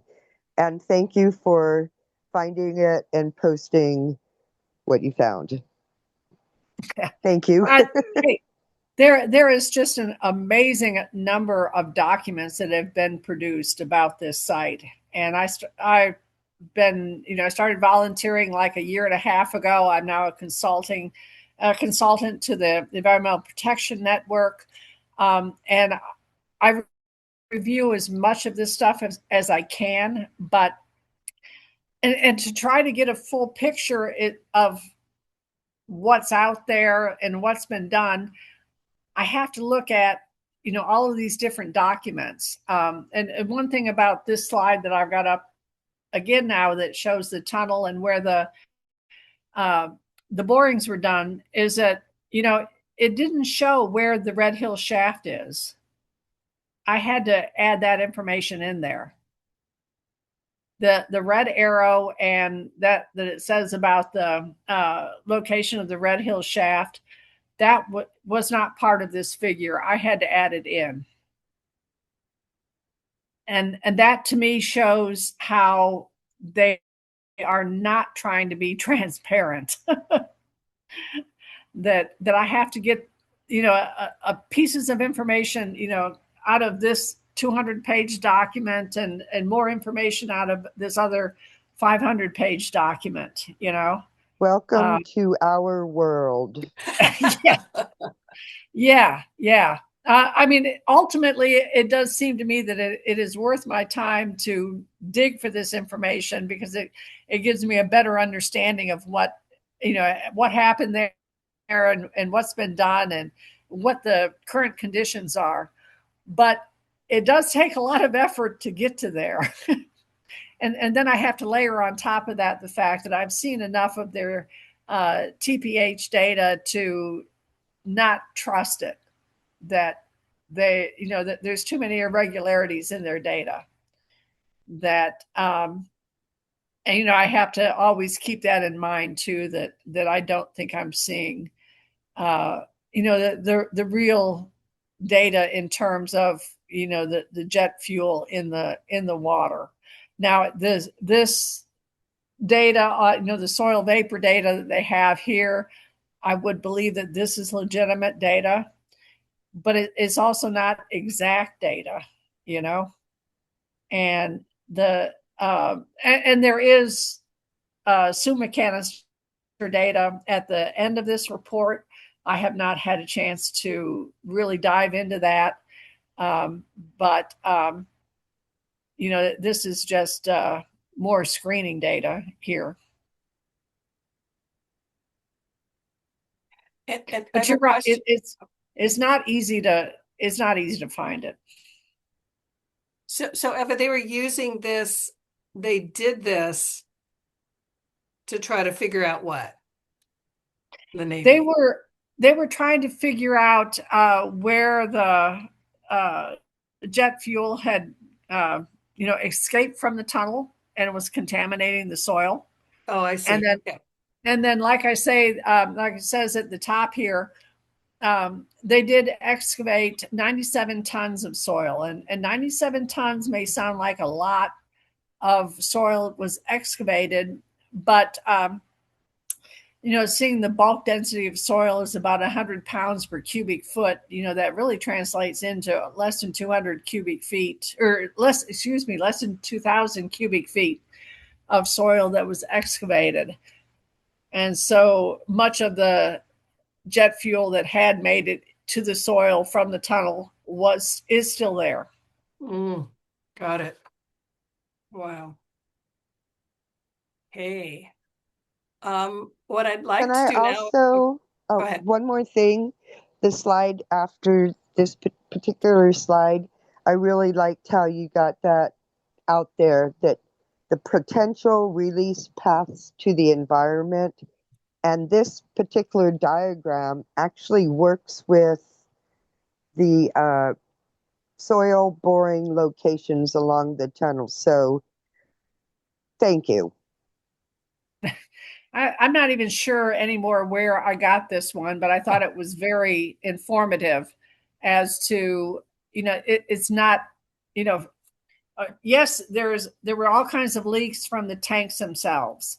And you can see that even in the data from the conceptual site model, when they put in the soil vapor monitoring points in the vicinity of the tanks, they found all kinds of liquid jet fuel in those borings. But then these discharges that occurred in the tunnels, that is allowing contamination in other areas that are not right there at those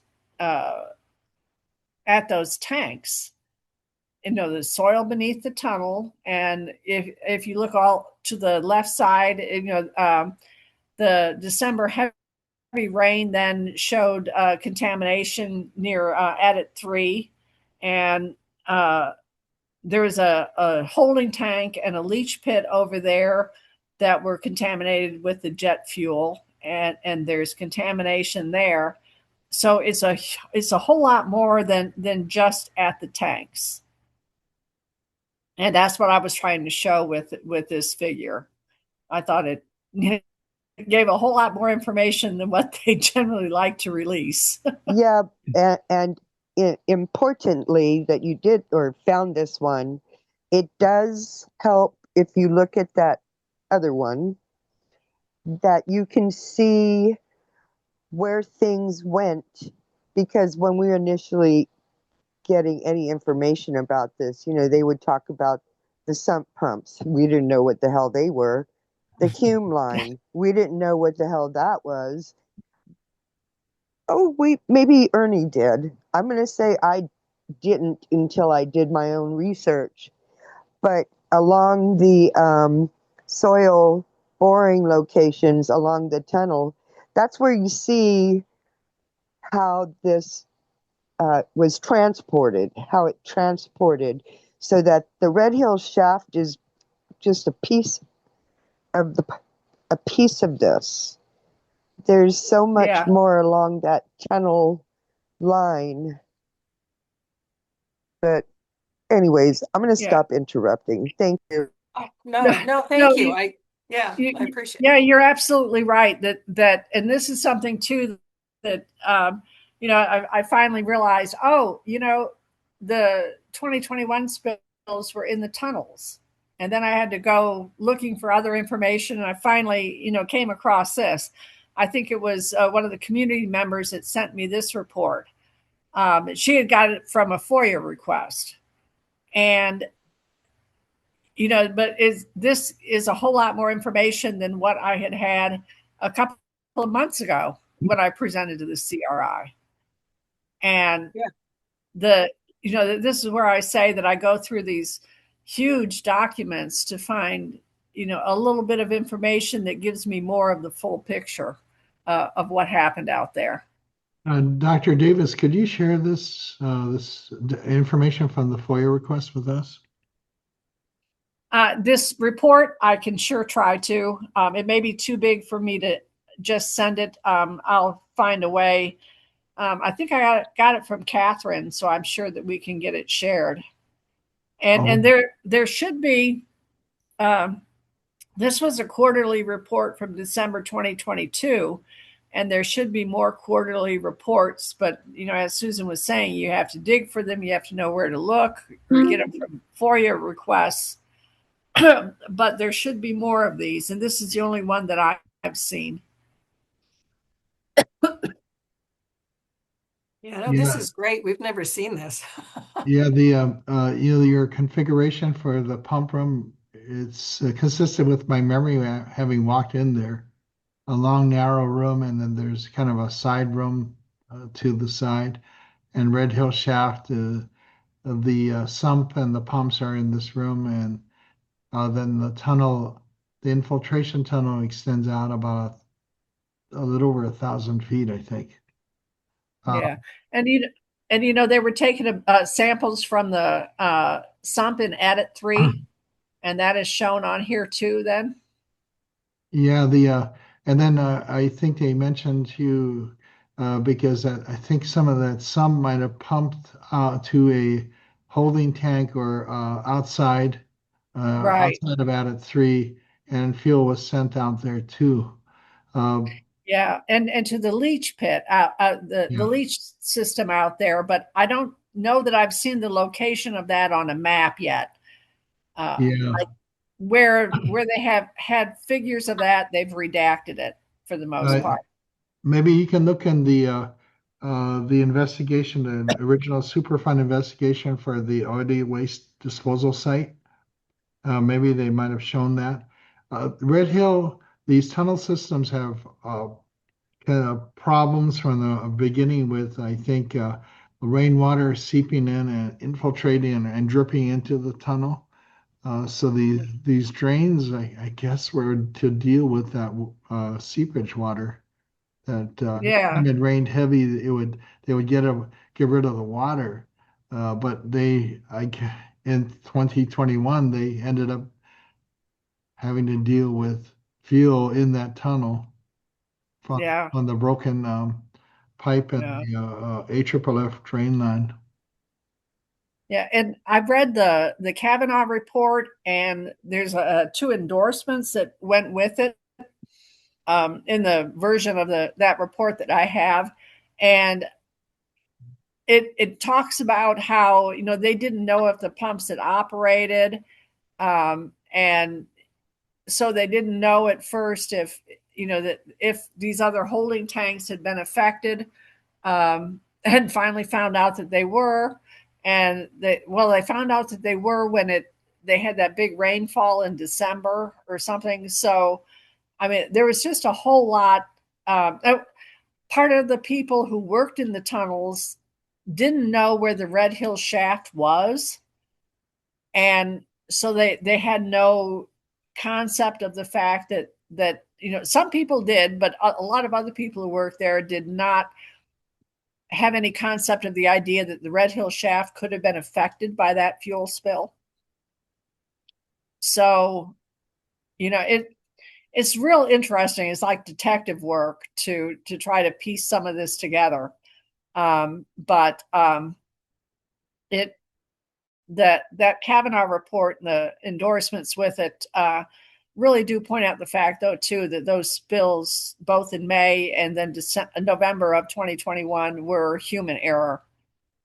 And disciplinary action is mentioned in one of them. I'd be curious to know if anything was ever done. I Ava, think there's still sorry. a pending criminal case in federal court here. Yeah, Further, I'm sorry. Go ahead. I was just going to say there's one of your slides that you thought was a typo with TOC, and that's total organic carbons, not TPH. Well, I'm yeah. sorry, going ahead. Okay. Yeah, I know which slide you're talking about, and I know that they were analyzing for TOC, total organic carbon, part of the time, but I don't believe that there is any kind of environmental action level for total organic carbon. And No. so when I looked at this whole statement here, I really did question whether or not that should have been, TPH rather than TOC, because there is an environmental action level for TPH, but not for TOC. Right. So the Kavanaugh report was my blueprint for actually understanding everything, because he was so detailed that I don't know if you noticed, but the changes that the second endorsement requested to the first endorsement, and I particularly thought that was just trying to get rid of important information. But if you already had the original Kavanaugh report, what they were trying to devalue didn't matter anymore, because we had read the original. It was just the admiral in DC wanted to change a little bit. But it's still, though, it was that second endorsement, that was on the top of that document when I got it. Yep. That said it was, human error that caused these spills. And there's a mention on the second page about disciplinary action, and it didn't say that any had been taken, but it did mention it. And that really, that very first statement in that second endorsement was, I thought, very damning for the Navy. Yeah. And if you on this one where it talks about the Army went ahead and responded faster, to try to protect their people than what the Navy did. And the Navy was initially seeking data to show contamination before taking certain actions. And I find that really, really offensive, having looked at the Navy's TPH data and seeing how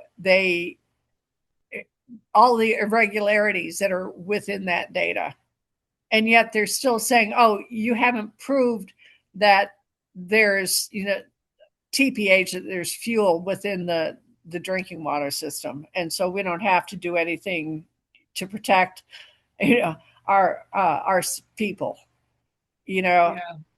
That to me, it just you know, sometimes when I'm reviewing these documents, I have to get up and walk away.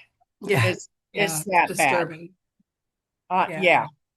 And so, and then too, I don't think I have it on a slide here, but it did say then that finally one of the Navy sent samples to for it doesn't say forensic analysis, but for a different type of analysis, and that clearly showed fuel, and then they couldn't avoid it any longer, and then they had to admit it that it was there, but it was well after the Army was already doing more for their people who were affected. Yeah, absolutely. So Eva, I'm wondering if maybe you can go to slide 39 and maybe go through some of those slides about the reopening of the shafts. Yeah. Okay, slide 30. Oh, wait. Okay, my slides, I had added one. So. Oh, okay. It says So, what about? It says what about? That's it. yeah. Okay. Thank you.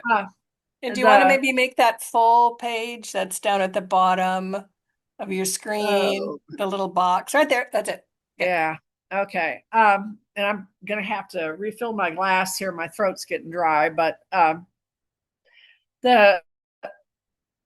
this is something that I've looked at too. I reviewed the pilot study report on the Iahalawa shaft that was done in 2025.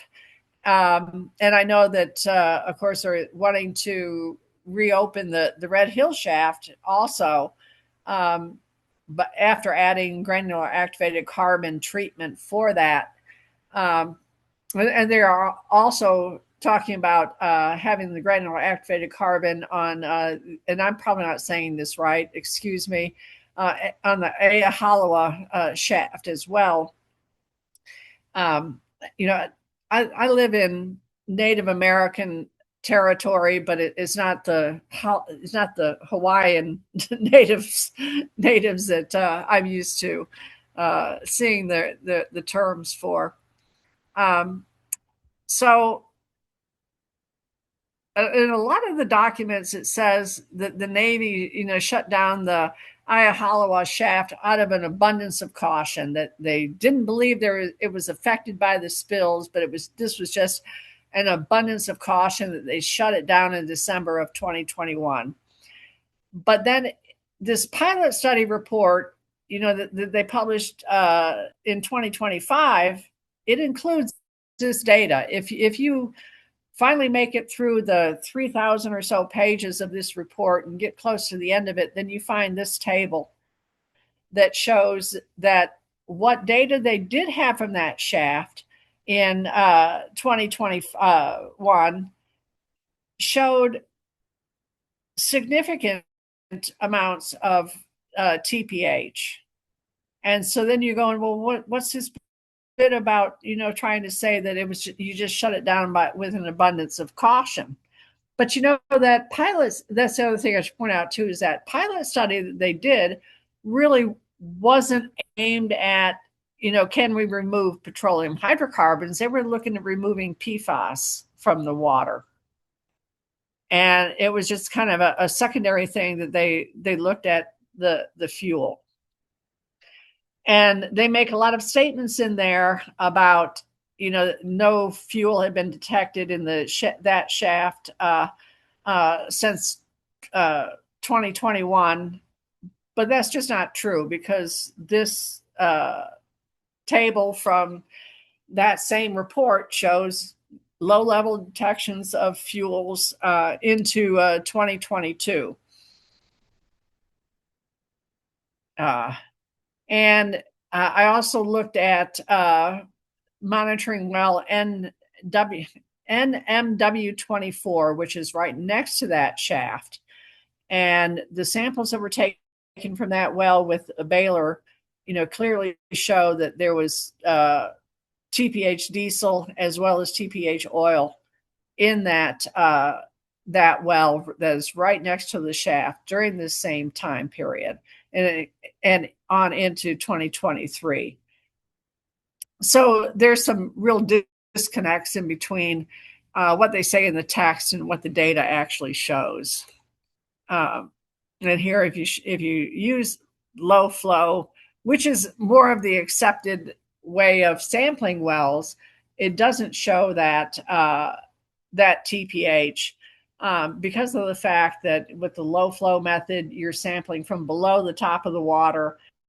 When you're sampling with the Baylor, you're getting the top of the water column, and that, because the petroleum hydrocarbons are less dense in water, that's where you're going to find the petroleum hydrocarbons. But then they also, for this pilot study, like I say, they were trying to recover or to remove the PFAS from the water. And as sort of a secondary thing, they also looked at petroleum hydrocarbons. And so the water, after it had been through granular activated carbon and ion exchange to remove the PFAS, they then were finding TPH in the water. So they sent it for this saturated hydrocarbons analysis. And you can see here that they were recovering that with this saturated hydrocarbons analysis, they found tetramethyl hexadecane and trimethyl pentadecane. Those are exactly the types of compounds you would expect in the jet fuel. Saturated hydrocarbons. And they're relatively low concentrations, but still, that is what those types of compounds you would expect to find in jet fuel. And yet they say that no jet fuel was detected. And here's more of the saturated hydrocarbons that they detected with this other method that are just the types of compounds you would expect to find in jet fuel. And more of them. Here are PAHs they found in there, and this benzobethiophene. Those are found in crude oils. So they absolutely do have a petroleum hydrocarbon basis to them, and yet the reports, in the text says they didn't detect any petroleum hydrocarbons. And then too, this is a little bit of question still in my mind. And Susan, we were talking about this earlier this afternoon about there being an activated carbon system on the Army's portion of this water system that feeds some of the Army areas, the AMR and the Red Hill housing areas. And the way this report reads, and the name of the report is given here, low-level hydrocarbon detections report, it makes it sound like this inline granular activated carbon treatment system on the Army's housing was in place in before 2021, before these spills occurred. And yet they were still, the Army was still exposed to, was still detecting the petroleum in the housing in November of 2021. Starting as early as November 28th of 2021. And so the pilot study report is showing that even after carbon treatment, there was still petroleum hydrocarbons in the water. And if I'm interpreting this report correctly, that there was granular activated carbon on the Army portion of this system, even before 2021, then this is clearly showing that, again, petroleum hydrocarbons made it through the granular activated carbon system and into people's houses. And that puts real question on, can they treat water from there with granular activated carbon and produce safe water for drinking? Ava, what about the ion exchange? That's in there too. So I would love to hear you comment on that. And, we, there have been questions asked about that ion exchange system, because according to the pilot study report, it was the ion exchange system that put some of these compounds into the water. Let's see, do I have some of that here? Things like styrene and a few other things. That was found in the finished water as well. And I'm not showing that in these tables. They said came from the ion exchange system. And as far as I know, that may be true. Well, they did say they, acknowledged that, and they went back to the manufacturer, which is why the whole thing isn't even open yet, because I believe the Department of Health is making them re-evaluate just from the findings of the pilot study, in addition to whatever they found out from the manufacturer. And they were talking about reconfiguring the system, the train. Right. And one of the things I have to say about that report is, full transparency means that any communication that they had with the manufacturer, that should have been in writing, and it should have been a part of this report. It was not. So I've got a problem with that. But then, I worked with contaminated groundwater, not drinking water.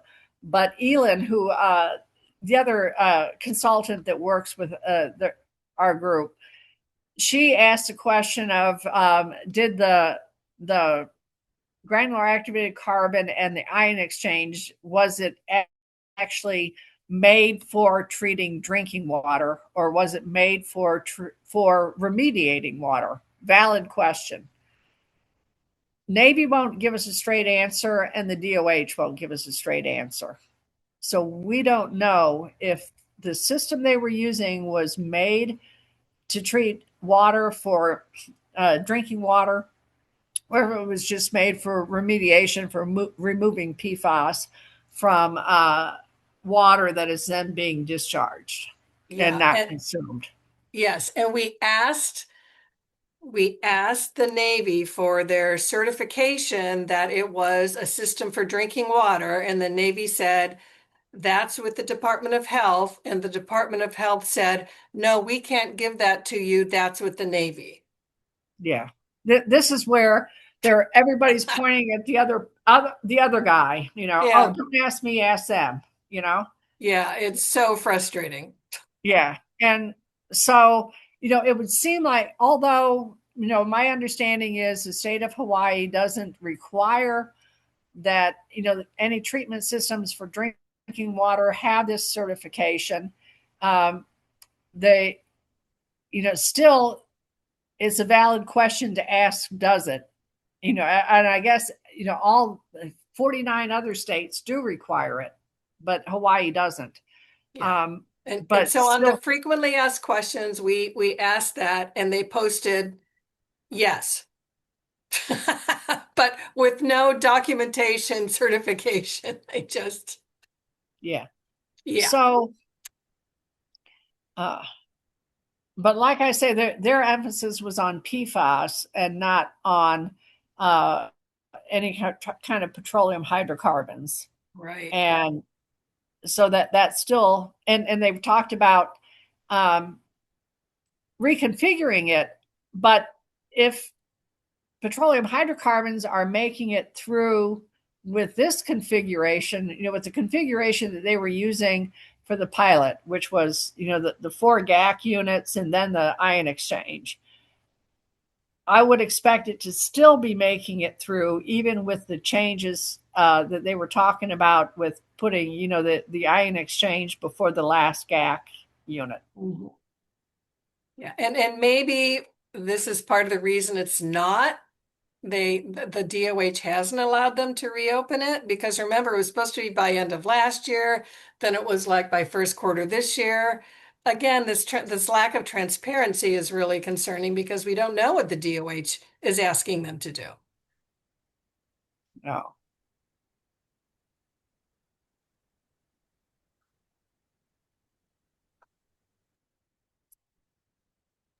So I'm sorry, were there more slides you wanted to go through before we go to public I comment? think that's all The about bulk all of of them, it. isn't Yeah. it?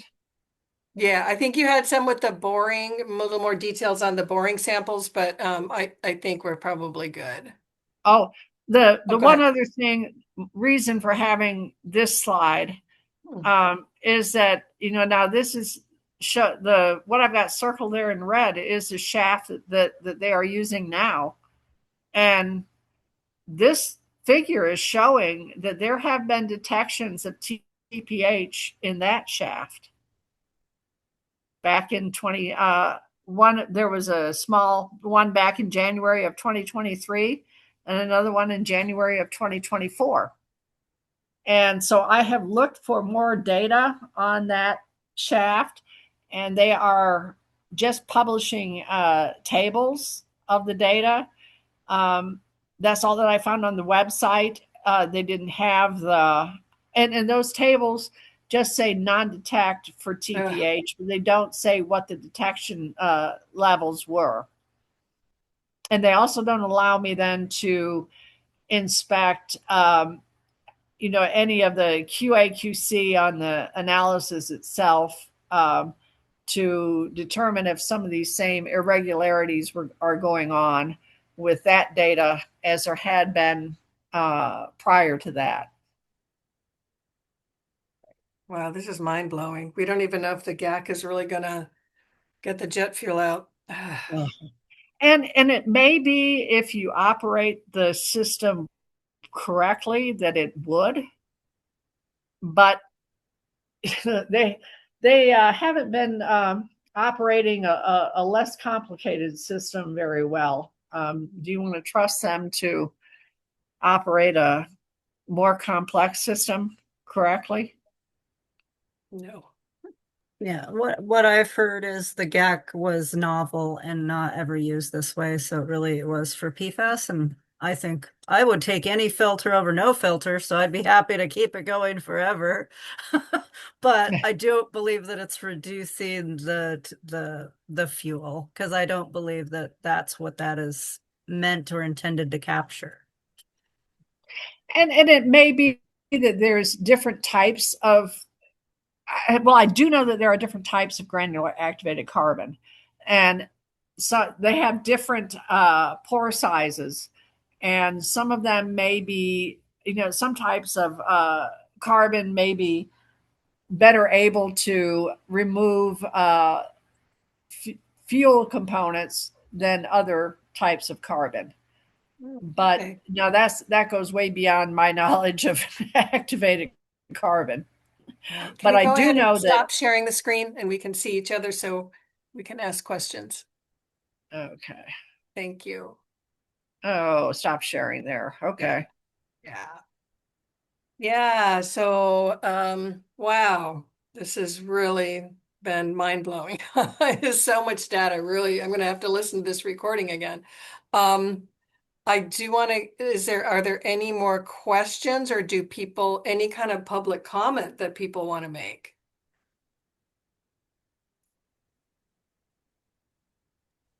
I did have a question about the power needed since you were part of that project, Eva, for the 2 years. Did you ever run into power issues for I believe the SEE model is what you use, steam enhanced extraction? No, that with the steam generators used there, they were not electric. I believe they were natural gas, if I remember correctly. I could find that out. Okay. And there was not a problem with that. Of course, that was just outside of Phoenix, in the Mesa area, and it was that is now the Mesa Gateway Airport, and so a lot of the infrastructure needed for that was already in place. Okay. So the power is whatever is available really to that local area or that facility. It's access. Yeah, the power can come from different sources depending upon what is available. There are electric steam generators. We used electric steam generators up in New Hampshire for a smaller site. For the larger generators that were needed there, like I said, if I remember correctly, it's been several years ago, they were natural gas powered, and that's what was readily available in supply. When you're always when we're um, evaluating thermal technologies, one of the things we always have to look at fairly early on in the evaluation is what kind of power is available and in what quantities to make sure that the needed energy is available in a way that we can use it. Particularly in California, we've there have been times when we had to wait for a long time for them to provide the electrical energy that we needed for a site, but other times, we've been able to use power sources, be it natural gas or propane, electrical energy, that was already readily available. Okay, thank you. Anyone else? Any kind of comments on where we go from here? Oh, go ahead, Wayne. You want to go ahead. I'll let you read that. Oh, sure. Yeah, if so there's a Red Hill House Special Committee and Red Hill informational briefing with the Navy next week, Tuesday. I think that might be a good opportunity to, raise some of these issues and some of the questions that arose from Eva's incredible presentation. And but we have to get the committee members to ask these questions because there's no public testimony. If any folks, I put the names of the committee members in the chat. So if any folks have any connections with them or want to help, develop the questions and trying to get them before the Navy, then just reach out to me. My email is also in the chat.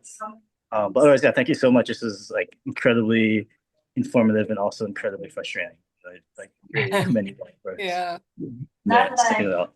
Thank you. Thank you, Wayne. Yeah, it is. Yeah, there's that hearing, but like Wayne said, there's no public testimony, so we have to have kind of an in with one of those individuals that he's got listed there, which I copied and pasted, and we could maybe, email questions to them. But yeah. We could also find some creative ways to maybe make sure our message is delivered. I don't know. We can do a letter ahead of time. We could do, t-shirts and small signs. We can do, a press event afterwards. I mean, there's plenty of opportunities. There should be public testimony, and the fact that it isn't helps to actually justify us taking these other measures to get our voices heard, and we shouldn't hold back. And Susan Picola Davis said Shimizu is open, probably to questions. I think maybe she, go ahead, Susan. Maybe you asked some questions last time they had one of these hearings, and he may have asked some questions. Yes. Yeah. So that's a good thing to notice. But yeah, maybe we can regroup on that. Yeah.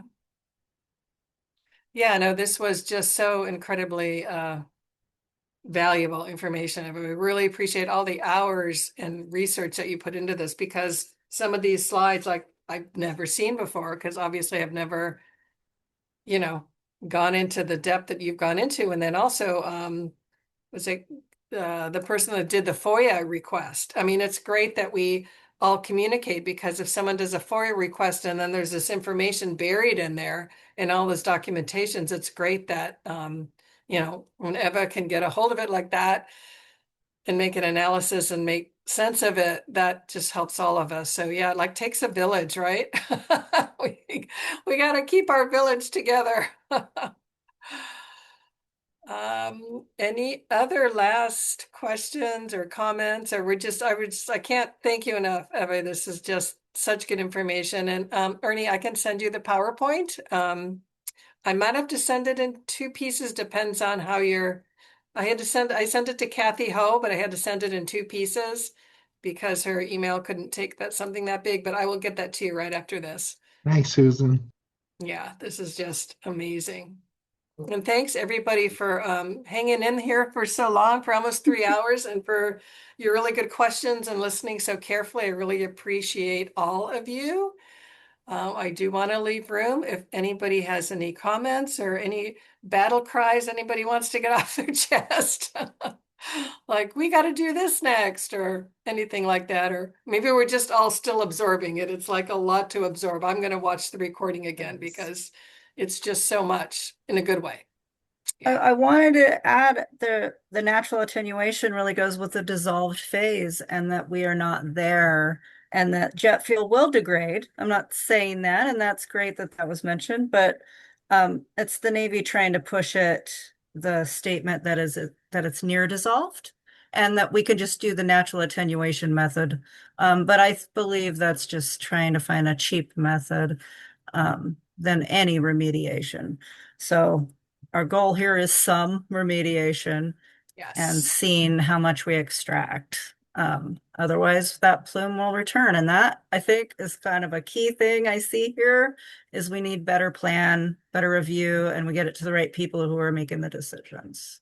Right. And I than do what they're feel, hearing from one source. right. And I do feel Matt of the EPA did not give us all the information, and with saying the plume was shrinking because of natural attenuation without talking about the pumping that was going on.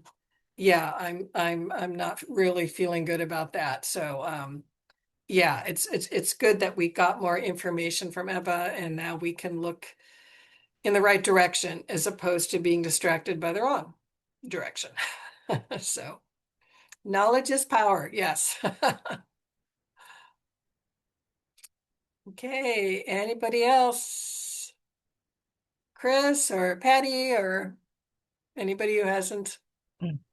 I'll tell you, it is almost 1 a.m. my time. Yes. Gotta go. I'm perfectly willing to try to answer more questions if you've got them, but please submit them in writing and I will get back to you. How's that? Yes, absolutely. Okay. And thank you so much for staying up so late. Thank you, Dr. Davis. Thank you. Yeah. You did an excellent job. Your PhD student self should feel proud of you. Absolutely. Yeah, let's hope that it has the influence that we need on EPA, Region 9, and DOH to get some results. Right. Okay. All right. Thank you, All right. everyone. Thanks So for very inviting me much. to talk again. And like I said, if there's more questions, just let me know. All right. Thank you so much. Okay. Thank you, Thank Susan. you. Thank you, everyone. Good night. Everybody. Good Bye-bye. night. Thanks, Good everyone. job. Thank Aloha. you. That was wonderful.